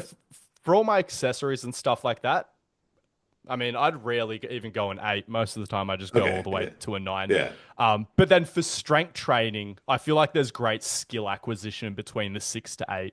Oh, Yeah. 6 is like, Yeah. Yeah, that's what I'm thinking. okay, practically when I write down a 6, it's because I know that the person I'm They're gonna fuck it prescribing it up. for is going to take it to a 7 or an 8. So it's a little bit of, yeah. Yeah, sometimes you do. Yeah, that's a good point. You know, you got to know your individuals. Sometimes you got to Oh, push them. Sometimes you got to rein them back. and sorry, yeah, like one thing that I've identified in me that held me back for so long and like just like not taking nutrition seriously enough. Like it is such a driver of results. And I don't do much nutrition for my clients. I just outsource and I encourage, if they're not on Yeah, top of it, I'll often like outsource it to someone and just makes me look like super coach.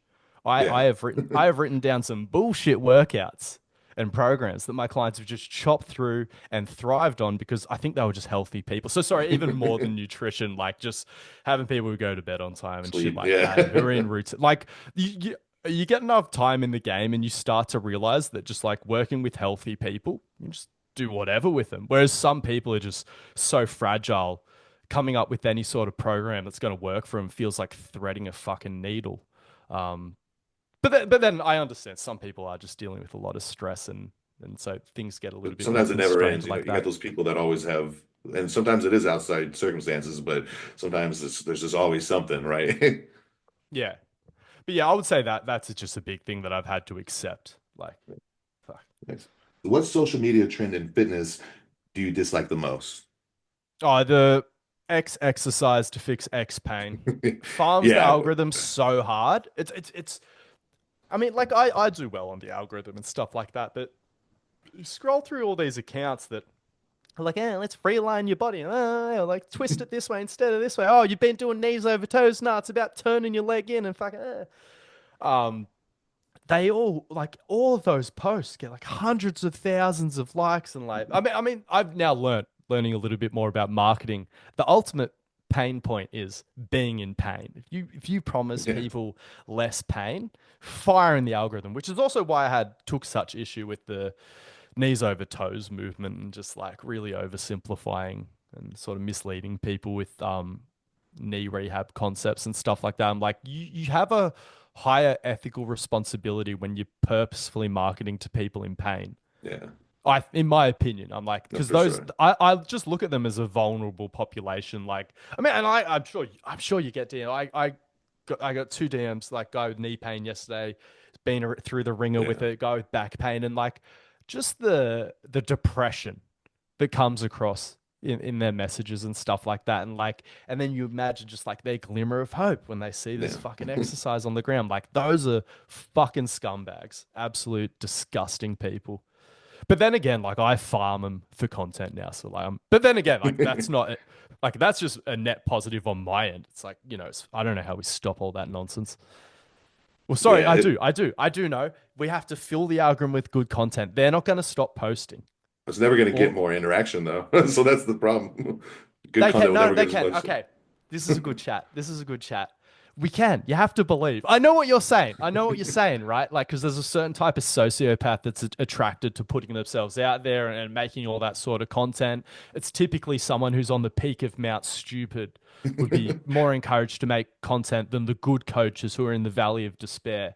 And again, like, what does that say about me as someone who makes content? Like, I think about that all the time, but like, I'd like to think that there's a little bit of self-awareness in that, and that I've forced myself out of the valley of despair. And one of my favorite things is forcing other trainers in the valley of despair to make fucking content because it's just a wake-up call. I'm like, what are you gonna post something worse than fucking what's a good account? If I squat, you gonna post anything worse than squat you? They're like, nah, probably not. I'm like, what are you worried about then? And then again, I understand like your mates judging you or if I'm getting called out, but I'm like, man, like it's just so much positivity on social media and like I said, just yeah, just realizing that those people aren't gonna stop posting and that every second that someone spends looking at your content, they're not looking at that other person's content. You're elbowing them out of the feed, sort of. So They ain't gonna interact though. There's yeah, nothing fun that's to interact or argue with on no those kind of okay. So posts. this is a thing as well. Like there's certain tactics, not all of them, but there's certain tactics you can use because again, a lot of good trainers, they're like, this is a really nuanced topic. And it takes longer than 30 seconds or 60 seconds on an IG video to explain. And I'm like, I agree, but can you have a crack at it for me? And I think, you know what I mean? I think we can push ourselves to be concise. And I think we can, the medium's the message. And I think that there's too many smart trainers who treat Instagram like they're writing in academia. It's like, you didn't make it in academia, all right? You're in the swamp with everyone else. Learn. I went to uni for journalism. So I'm a big like Marshall McLuhan guy. Like the medium is the message, and like I learned a bunch of things at uni that help me make content and stuff like that. Like a lot of my posts read like newspaper headlines and stuff like that. I'm like, in nowadays colloquially you'd call that like a hook or something like that. And like, yeah, there's just so many. I would say it's not an ego thing. It almost feels like ego sometimes, or they feel like they're above it being concise. It's like, no, I'm going to give people the nuance because I'm like this smart, sophisticated person, and I like nuanced information. This is the thing as well, right? Like self-identifying smart people, like, no, I love fucking nuance. Like, shut the fuck up. Like, you're there scrolling through the feed. You're the same dopamine-driven animal, just like the rest of us. Like, yeah, there's differences, but there's like we're more similar animals than different, and so yes, it's hard, but you can approach it like developing a skill set, communicating concisely, coming up with hooks. And like, so, okay, here's one of the best. I'll give you a hook. Not a hook, but like a prop. I mean, ultimately, it's a propaganda technique that you can employ ethically. It's a little bit Machiavellian almost. The so people are less interested in you know about like negativity bias, like is Yeah. used in the news all the time. It's like talking about what's bad, way more attention grabbing than talking about what's good. So before you put out a good piece of information, which could be really helpful, make people's training better and stuff like that, be like, yeah, it's not that interesting. It's kind of a little bit boring, the truth. You're like, okay, so what you do is you lead with the bullshit take. And you're like, can you believe people are pushing this idea? Because then you get the negativity up front and you raise people's alarm bells and then you hit them with the good info. So yes, I see what you're saying. Like I'm a little bit utopian. I'm a little bit probably too far on the other side. I'm like, we can do it. We can take the algorithm back. But I think people are too nihilistic. And I'm like, no, there's this middle ground where I'm like, okay, we can learn to harness a few. At the end of the day, like, yeah, there's these people pushing shitty training ideas, but they've become excellent communicators to a certain extent. Um, so Well, I yeah, I guess. just think pushing yourself to become a better communicator, looking at social media is just another form of communication at the end of the day, and just taking some responsibility. It's like the algorithm's not shit. You suck at conveying a message concisely if the algorithm's not enjoying it.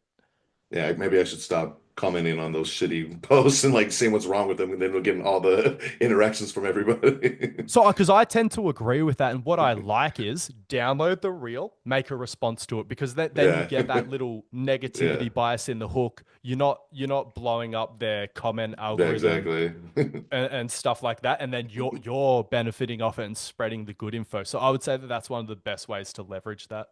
Yeah, I'd agree with that. What do you think is the most under-programmed exercise for general public? Oh,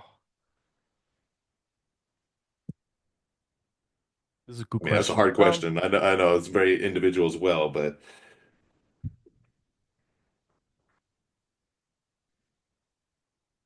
I, yeah, because it depends what room you're in. But if I had to speak most broadly, like flexion of the axial skeleton, like just flexing the system. I just again, McGill.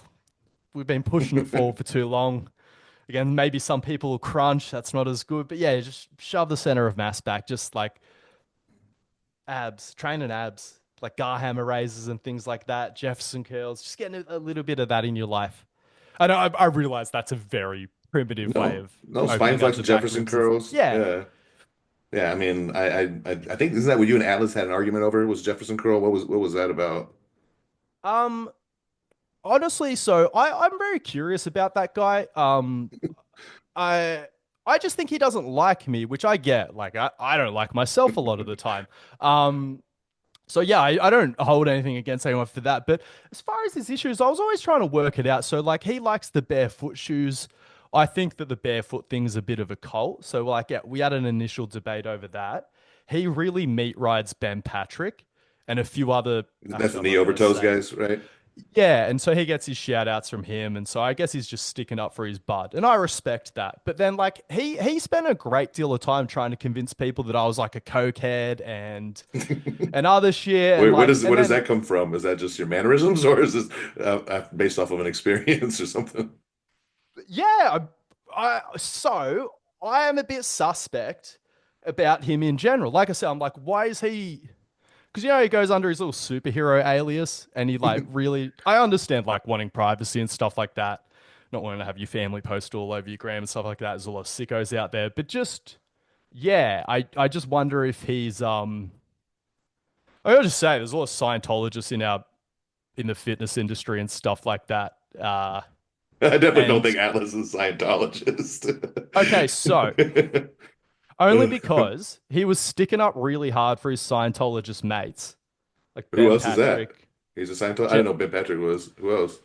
Jeff Wolf, He's a Scientologist. I thought that was like done. That was like in the early or maybe he's 2000s. all right. So he's got out of it, but No, again, just I mean like not done. I just thought it wasn't like a popular thing anymore. I'm not there. I think it's still around. yeah. So I didn't think he was either. Like otherwise, I wouldn't have gone and hung out with the bloke. But then when he started ripping into me, one of my mates was like, "He is." I'm like, "No," because I thought the reason he had a falling out with the old mate was because he wasn't in that cult.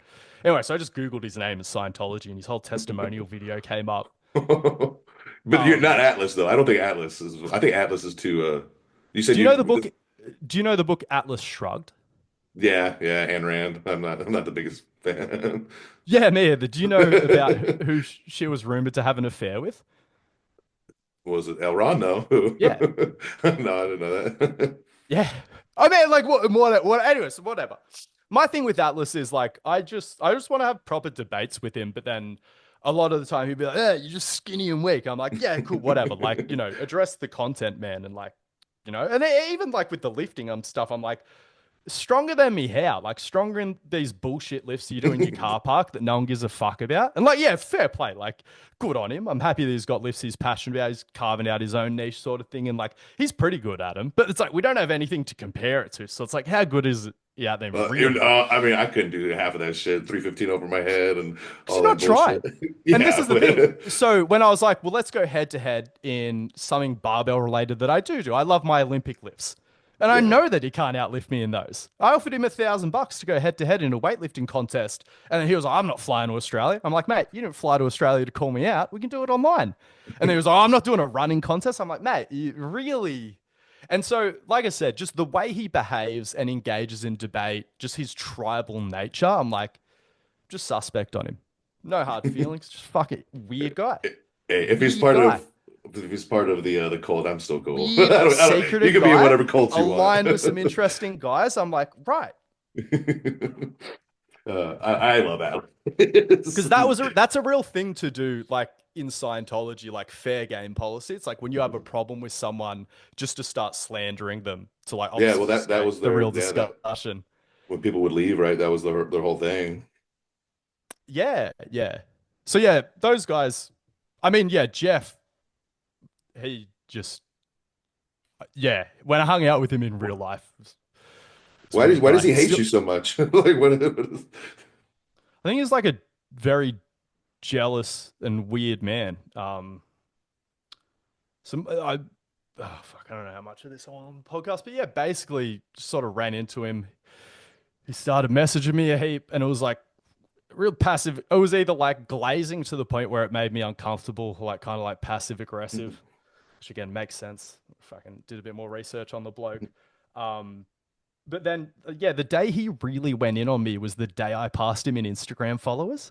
What was he going in about? I mean, I've seen a lot of things. So he started saying that I was a scammer because I was saying that the very bottom of a squat, like you know when your knees come back towards your chest, and like probably even a bit of lumbar flexion and stuff like that, probably even a bit of posterior rotation of the pelvis.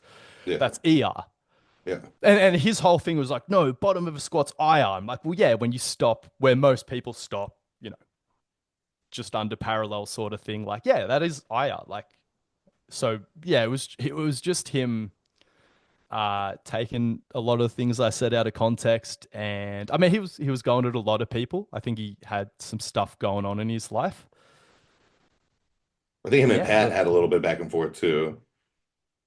yeah, like I said, just like looking at who he is as a person. I mean, I'll be honest, after I hung out, I did a seminar at his gym and we went out on the town after and we're in the Uber back to my hotel. And and this is just an example like the type of cunt he is. We had a good night on the piss. I'm in the back of the Uber. My mate who I've been traveling around with is in the front. There's someone else who I'll save from so this story was also in the car who can verify this story. And Jeff's beside me. And you know when someone's about to throw up and they just, sorry, you know when a kid's about to throw up and they just start doing this hiccuping? Yeah. And I was like, oh man, you're going to throw up? Like, we better get your head out the window. And just like completely non-verbal, unresponsive. I'm like, is this guy really just going to chunder in his lap? So it gets to the point where I'm like, this guy's going to go. So I lean over him, push the button for the window, like shove his head out the window just in time, gets half of it inside the car. Anyway, we get back to my hotel and the Uber driver's like, Poor Uber driver. what's going on? Jeff is like, what? What's your problem, man? Just like walks off into the night, leaves us to deal with it. I didn't have any cash on me either. And so I'm like, oh my fucking God. One of the seminar attendees ends up footing the Uber bill. Jeff lives down the road. He goes up to my hotel room and locks himself in the bathroom, is This is fucked comatose on up. the fucking, like this fucking child that I You picked up, Aussies fucking outdrunk passed it. him. Yeah. It was an Aussie and Irish bloke. You're Just used took to him to doing the the fucking fucking boot. He can't cleaners. he can't handle the boot. But whatever. I'm drunk too much. I still know how to like just be a fucking adult. Anyway, so I have to like listen through the door the whole night to make sure that he's not choking on his fucking vomit because he refuses to unlock the fucking door. Um, and then he just woke up in the morning, eventually fell asleep, got sick of trying to make sure he was alive. But then woke up in the morning and he was gone. And he just like never really addressed it. Never was like, hey, I Yeah, I didn't got even pretty want an fucked up. apology. I just wanted some acknowledgement of what Yeah. happened. Just be like, last night was crazy. It was just sort of this like, yeah, so, I oh mean, we've God, all been there. It's not a big deal. Like, being where? Being like fucking fucked an Uber driver's night of work, had we're no not there, compassion but for that cunt. And then like you guessed, you we've been a fucking bit up of their shit hotel show. room when you live down the road. Oh yeah, yeah. Like whatever, get loose by all means. But just to have someone shit the bed like that, like I said, up until the point where he's calling me out so aggressively because I passed him in Instagram followers, I didn't take it that personally. But just the sum of my interactions with the bloke. Yeah, I guess no more seminar. What do we got? We got a couple more real quick. What do you think about Pilates, bro? I don't know why I got that question, but that was a question. I'm interested in your take on it. Dude, I've been thinking about this a lot. Yeah, where did that come from? Have you been thinking about this as well lately? Like, I've been thinking about what's the Pilates a point of lot. I that? work right next to a studio. Yeah, my gym is right here, and there's a studio like right next to me. And our people look very Yeah, different that come in each spot. because like I can't believe you know how we're going through this big like evidence-based and optimizing era where like a lot of potentially unproductive forms of exercise are getting a lot of criticism.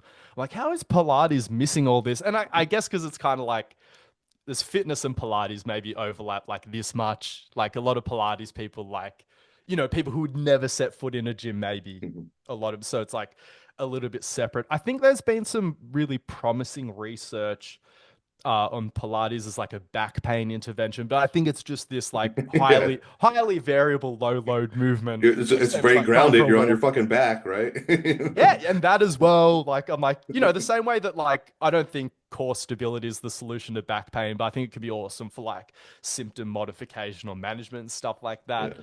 So yeah, I can't believe Pilates hasn't copped more flack. I'm like any like and that's it. To say what's good about Pilates, I feel like we're just saying general things about It's like, yeah, same way you It's shouldn't be just, completely sedentary. If the only form of exercise you're willing to do is Pilates, I'm here for it. But I'm like, I feel like pretty much anything would be better. Because what I was thinking about today, I was like, when that goes as well as possible, what's the outcome? You just burn a heap and it burns. it's like you lengthen the muscles though. That was It's always the big one. crazy. You'll change the shape of your muscles. I would say maybe Pilates is slightly better than bar. I don't know how big bar is out there. Bar is pretty fucking terrible. It's not that popular anymore, Mm, but it went through a pretty big yeah. period out here where that was the thing. But I just see Pilates as like a shitty form of resistance exercise, pretty much Yeah.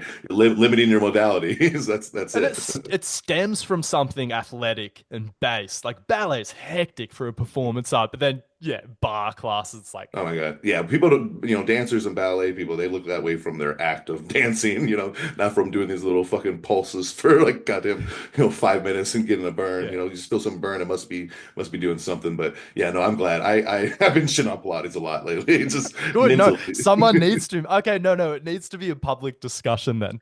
I have a friend who just posted. It's like a friend I'm not like even that close with. She posted something of her in Pilates, and I just made a throw. I just sent her a throw up like emoji. Like I don't know why I was so moved, but it's like It's we that. don't even talk that much.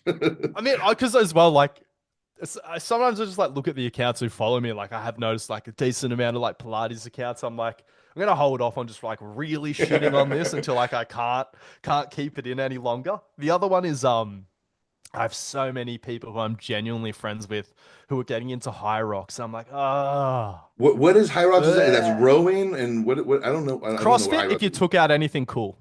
So So so so what what is it it? is, because like I what I think is cool about CrossFit is like they'll make up different events every time, so you're not just looking at the exact same thing. So high rocks is high rocks, and like the workout is it's just like so. And I'll be a little bit off on this, but generally speaking, what it is like run a mile, ski erg a certain distance, run another mile, do burpees for a certain amount of distance, run another mile, do a sled push. It's a real like do you have Bricky's laborers in it's like there's the Mhm. bricklayer on Oh yeah, construction yeah, yeah, sites, and then yeah, they have an assistant that has to like run the wheelbarrow yeah, around, like make sure they got bricks to lay, make sure they got fresh concrete. I just look at it as like a Bricky's laborer competition. I'm like, you can get paid to do that, and it's not winning high rocks competitions. Like it's on a right. job site 9 to 5.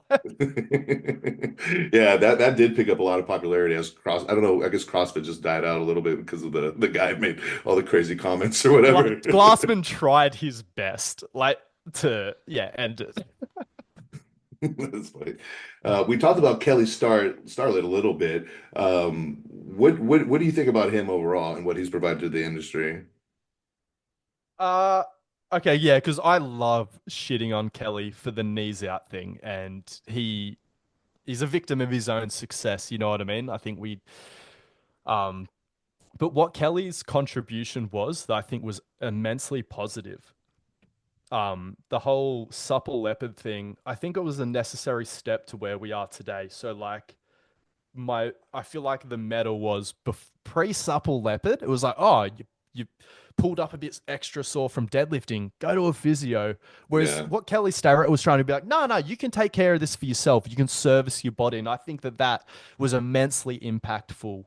But then he birthed like the 45-minute warm up. Yeah. People wearing those Yeah. shirts like, Yeah. my warm up is your workout. I'm like, I don't know if that's the flex you think it Right. is. Like, Exactly. I agree entirely though. He yeah, did make you think you could like take it in your own hands, which that I think so yeah, many people like when they get injured, they have that fear and obviously they stop, a lot of times they stop doing anything because they're trying to let it get better. If you can just take away that little fear, you can let yourself be more connected to the injury and to what you're feeling and do movement that'll be good for it. I feel like he was really big at helping us kind of like I know that was really popular too. Like that was really really widespread because I think because of the influence with the CrossFitters, we're all fucked yeah, up, because of all the shit they do. So I feel like he yeah. he got really really public and a lot more than other people that are putting out that stuff. But yeah, I mean I don't do a lot of the stuff that Supple Leopard kind of recommends necessarily anymore. But No. it did start. It probably was a big part of what started me on this though. I would say when I first came across started years and years ago now. No, that's What good. about, I always try to remember it's, the positive and negative impact. I mean, as critical as I am of the knees over toes movement, turns out there are a bunch of people who still thought that your knees shouldn't go over your toes. And he was the one who set him right on that. So I'm like, you know what? That's all. That's awesome. yeah, it's you always get something good. Like that's one thing with systems in place, right? People kind of look at that the same way as a guru. They look at one system for their whole all their answers when it's like just pick out the pieces that you like that make sense and the pieces that overlap probably are more Hell important, yeah. when you come to the same Yeah. conclusion, looking Because at it through a different lens.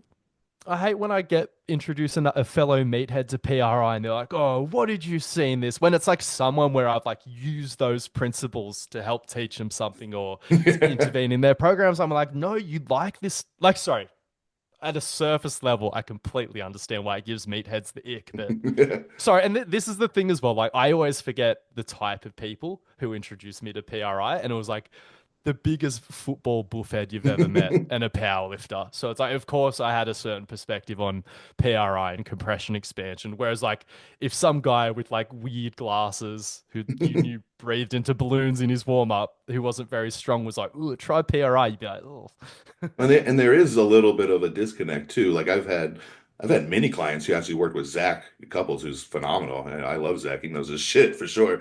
But it's like when you're with a really big force producer, especially someone's got like muscle mass, like first of all, they just don't want to go to somebody it's who's a skinny different as type of fuck. person." Yeah, But there is just a different perception from the practitioner too, right? Because it's like I work with some guys who were doing a lot of breathing, positional stuff, which I'm big on. Sometimes that's super valuable, but I think with people that produce a lot of force, if you can get them to have just enough space, then I'm going to make those changes through really specific stuff in the gym. I mean, you know what I'm talking about, where it's like I I need to call it get, meathead yoga. yeah, Like exactly. your I need to split squat variations, a bit of a reach and a exactly, curl, a bit of yeah, an upper yeah. body shit. Like, yeah, And like I'm gonna 100%. really load it because sometimes you can't with those kind of people you don't get the response you really want after you do some basic decompression A to P expansion.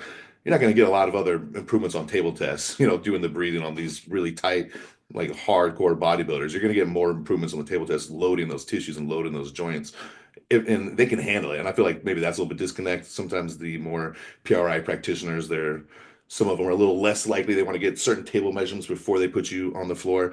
But again, that's all the practitioners. Like I feel like PRI itself never really said like, hey, you have to be perfect before you can do anything. I feel like that's Yeah. just the message that people kind of took, I would love to talk to Ron about that. Yeah.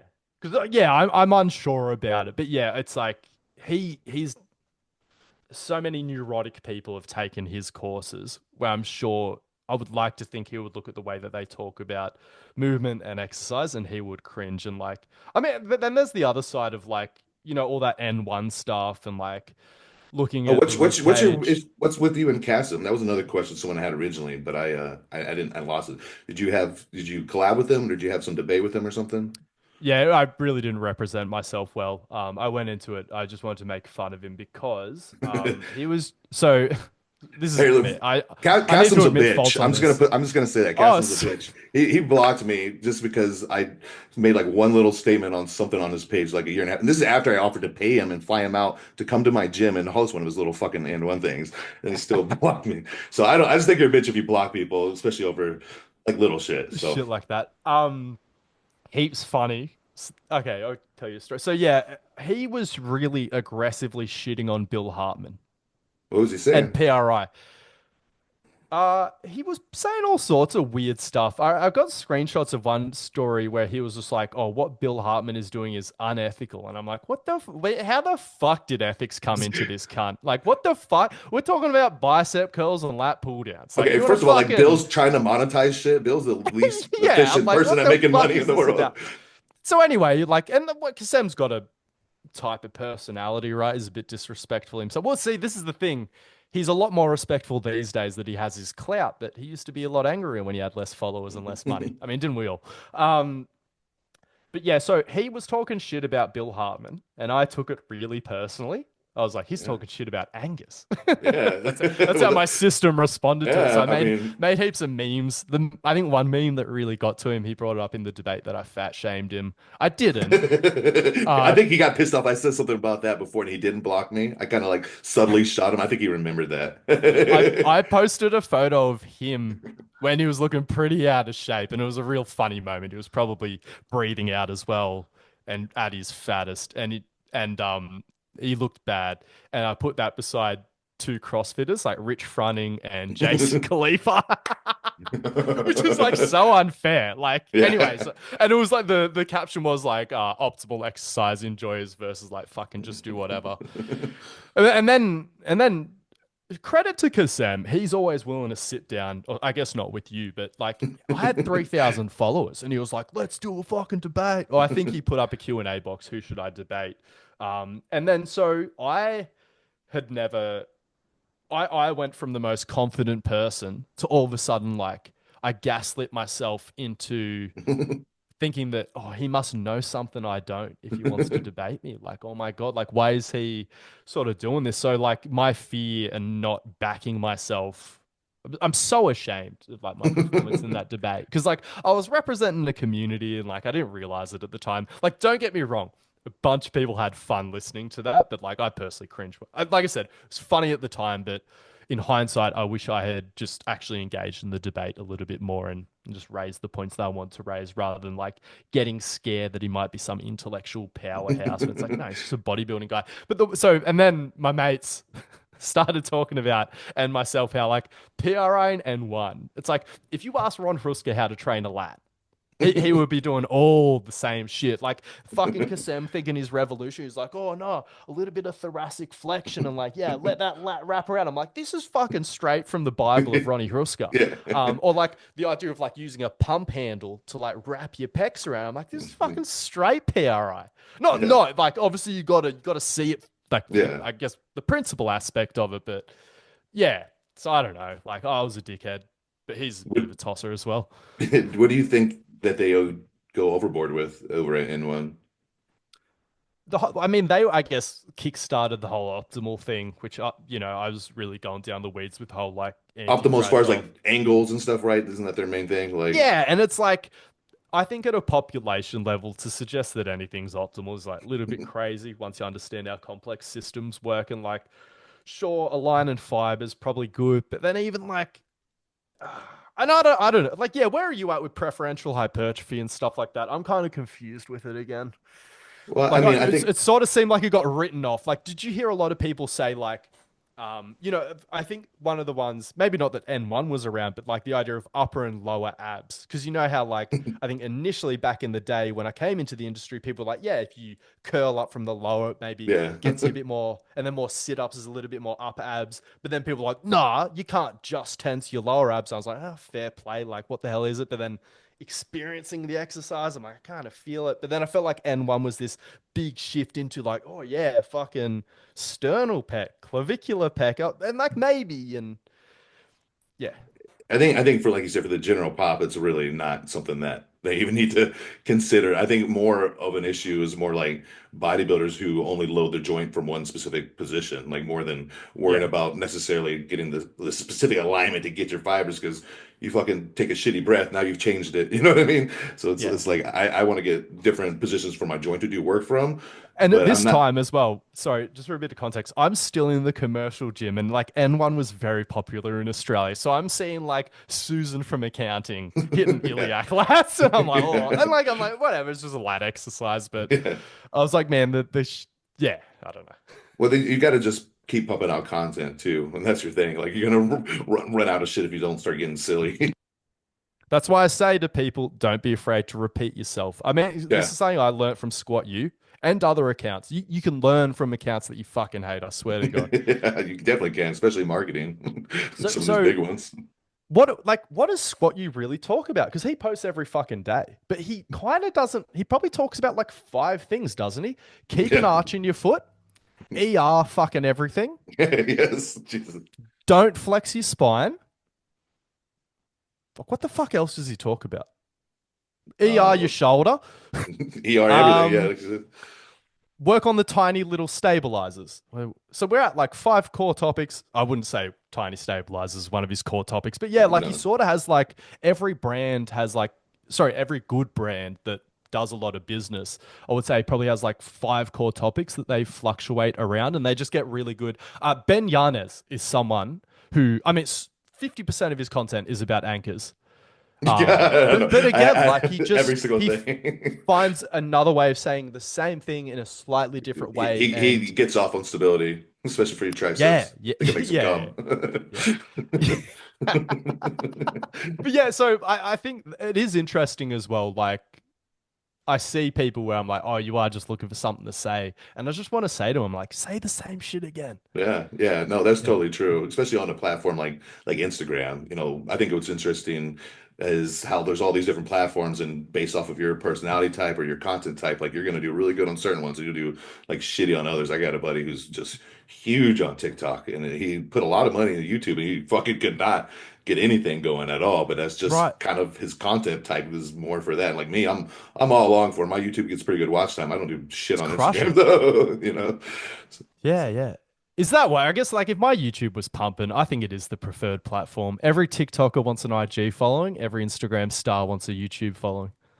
Yeah, I mean, I feel like especially for art kind of stuff, it's definitely the best platform because it is nuanced, better than, a minute. And then the people a lot of Oh, times on dude. Instagram, they're not looking to spend more than a minute on anything. I think they upped it to 3 minutes, right? I don't think anyone's Yeah. watching those. No, no. It's like just because they'll let you post a 3 minute video doesn't mean and like to that point, like people aren't on that app for that. Like and you're doing the right thing because there are people who make the kind of content that you make who will try to push it on IG because or TikTok. I'm like, man, just like use the platform the way it's meant to be used. Yeah. And yeah, you think you're smashing that. I think you've sort of seen it quite Oh, correctly. thanks. Yeah. Appreciate it. Yeah, just hit over 50,000 watch hours this year, which is this is cool because it's That's very, huge. very part-time, and like I was really not knowing if this was gonna be something that I would be worth investing time in, and it's been awesome. So appreciate it, dude. What do you think about Weck?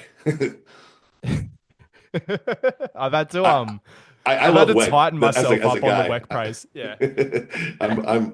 So you were pretty big on Weck. I'm No, surprised. not even, but as in just telling people I was. But then I was like, oh no, I just like that he was the first guy seemingly into being like, no, move your spine. Like, Yeah. don't brace your spine for everything. Core stability is Well, he so goes, don't brace it for overrated. anything. Yeah, then he's but I love the like you said, just like the character that he is. Like how much yeah, I felt you might have even been down the Weck rabbit hole further Yeah. than me. Well, I mean, I've been there a couple times. I have a theory that his life is performance art. Yeah, I I'm can see willing that. to be wrong about it, but like I just because I know he was into acting. I know he's sort of trying to go down that path, and he's so theatrical. And it's did you see when was it? You know when he was spending a lot of time in the bath, feathering his toes and like hanging out in the hoops Was that around when his the apartment uncle and when he was playing as the uncle, right? Yeah, like the yes, character. yeah, yeah, Yeah. and like fuck, there's been some times and like just that rant that he went on one time where he announced that he was going to run for president. He had a real like Kanye moment. He's Um, so funny. So yeah, just as an enigma, I love the whole character thing. But yeah, and I've never even done any wet course material and sort of stuff like that. But conceptually, I see some sort of overlap. And then again, just like I'm a sucker for a mobile axial skeleton. I think Yeah. Weck's really into that. But then yeah, like you said, it's kind of like what am I meant to be like spinal engineering my way out of a fucking back squat? Like, yeah, let's do Right. it. And also, I think a lot of the again, we need to not be McGill or Weck. I've realized because it's like even the spinal engine thing, it's like that's exaggerated. It's like you will only run like that if you don't have efficient arm swing because we have really good quality research on pretty elite sprinters running with their arms crossed around their body and they can actually hit like above 95% of their max Oh, velocity. wow. But all of Wow. a sudden you see the Interesting. spinal engine come out the same way when an ostrich runs, right? It has these little wings that aren't as good for stabilizing. So, like, yeah, if you really see someone spinal engineering their way through like a 100 meter sprint, it's like, yeah, it should be a little bit of it. It shouldn't be like a power lifter, but they should be counterbalancing with their arms and like locomoting, you know? I was sorry, like I said, like Weck, he likes locomotion, but yeah, you know. I noticed whenever I took Weck was just right away like the overlap between okay, like if I can't get out of my right side, I can do some of this Weck shit. And this is kind of like PRI, get me in that left AFIR. I could do one of these elastic limit holds, get warmed up there. I could, do a coiling move through there and really just drive everything that I need on that left side to fire that's going to inhibit the stuff on the right instead of doing the PRI, non-manual Yeah, exercises. I could do that. So I really like Weck. I think like anything, like there's always good things you can take from systems. I think it is funny when you see people, what's the Anderson fitness guy or whatever, where they'll post they pictures hate of him. it or post videos Yeah. or like this is what elite athletic training looks like. And And like like Weck doesn't do himself any favors the same way. Have you ever heard of a Darian Bar?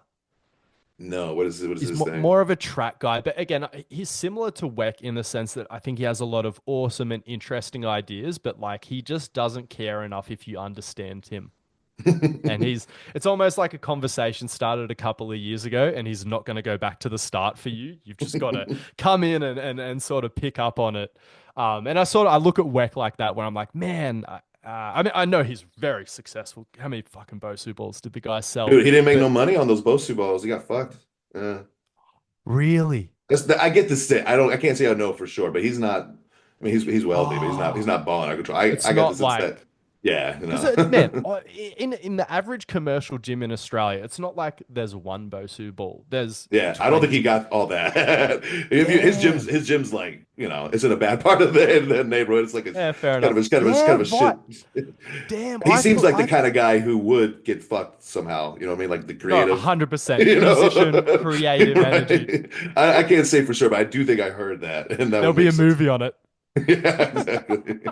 No, he's the crazy uncle that you love to hear stories from, but you don't want him to be your dad. Yeah, yeah, yeah. That yeah, perfect. Yeah. Awesome, man. What is there anything else you want to touch on? Anything you want to go over before I let you go, man? Um, no, this was good. Just want to thank you. Yeah, really good chat. Yeah, Thoroughly I enjoyed appreciate it. myself, and I appreciate people who put out content. More so than that, I appreciate people who put out long form content rather than bitch and some people like, ugh, no one wants to listen to long videos. People have shit attention spans. It's like, are you trying? You're actually putting your best foot forward. So yeah, Yeah, and it's like, how and big sorry, do also we had a bit of an awkward initial interaction, and the way you were just so ready to engage in good faith conversation, I was like, Yeah, I ah, was like, breath of you fresh maybe you're air. right. I was like, I guess I didn't understand exactly the terms of it. Yeah, Yeah, I think I was just influenced, like I said, by some of the shit from Jeff that I had seen before. yeah, So yeah, yeah. I mean, like I said, he's a funny guy who just says whatever. So I was about to say good on him, but yeah, I don't. Yeah, no, don't give good I on hope he shit on goes and you. does whatever Nice. Man, yeah, thank you so much. Let's do this again sometime. for sure, anytime. I appreciate it. Have a good one, buddy. See ya.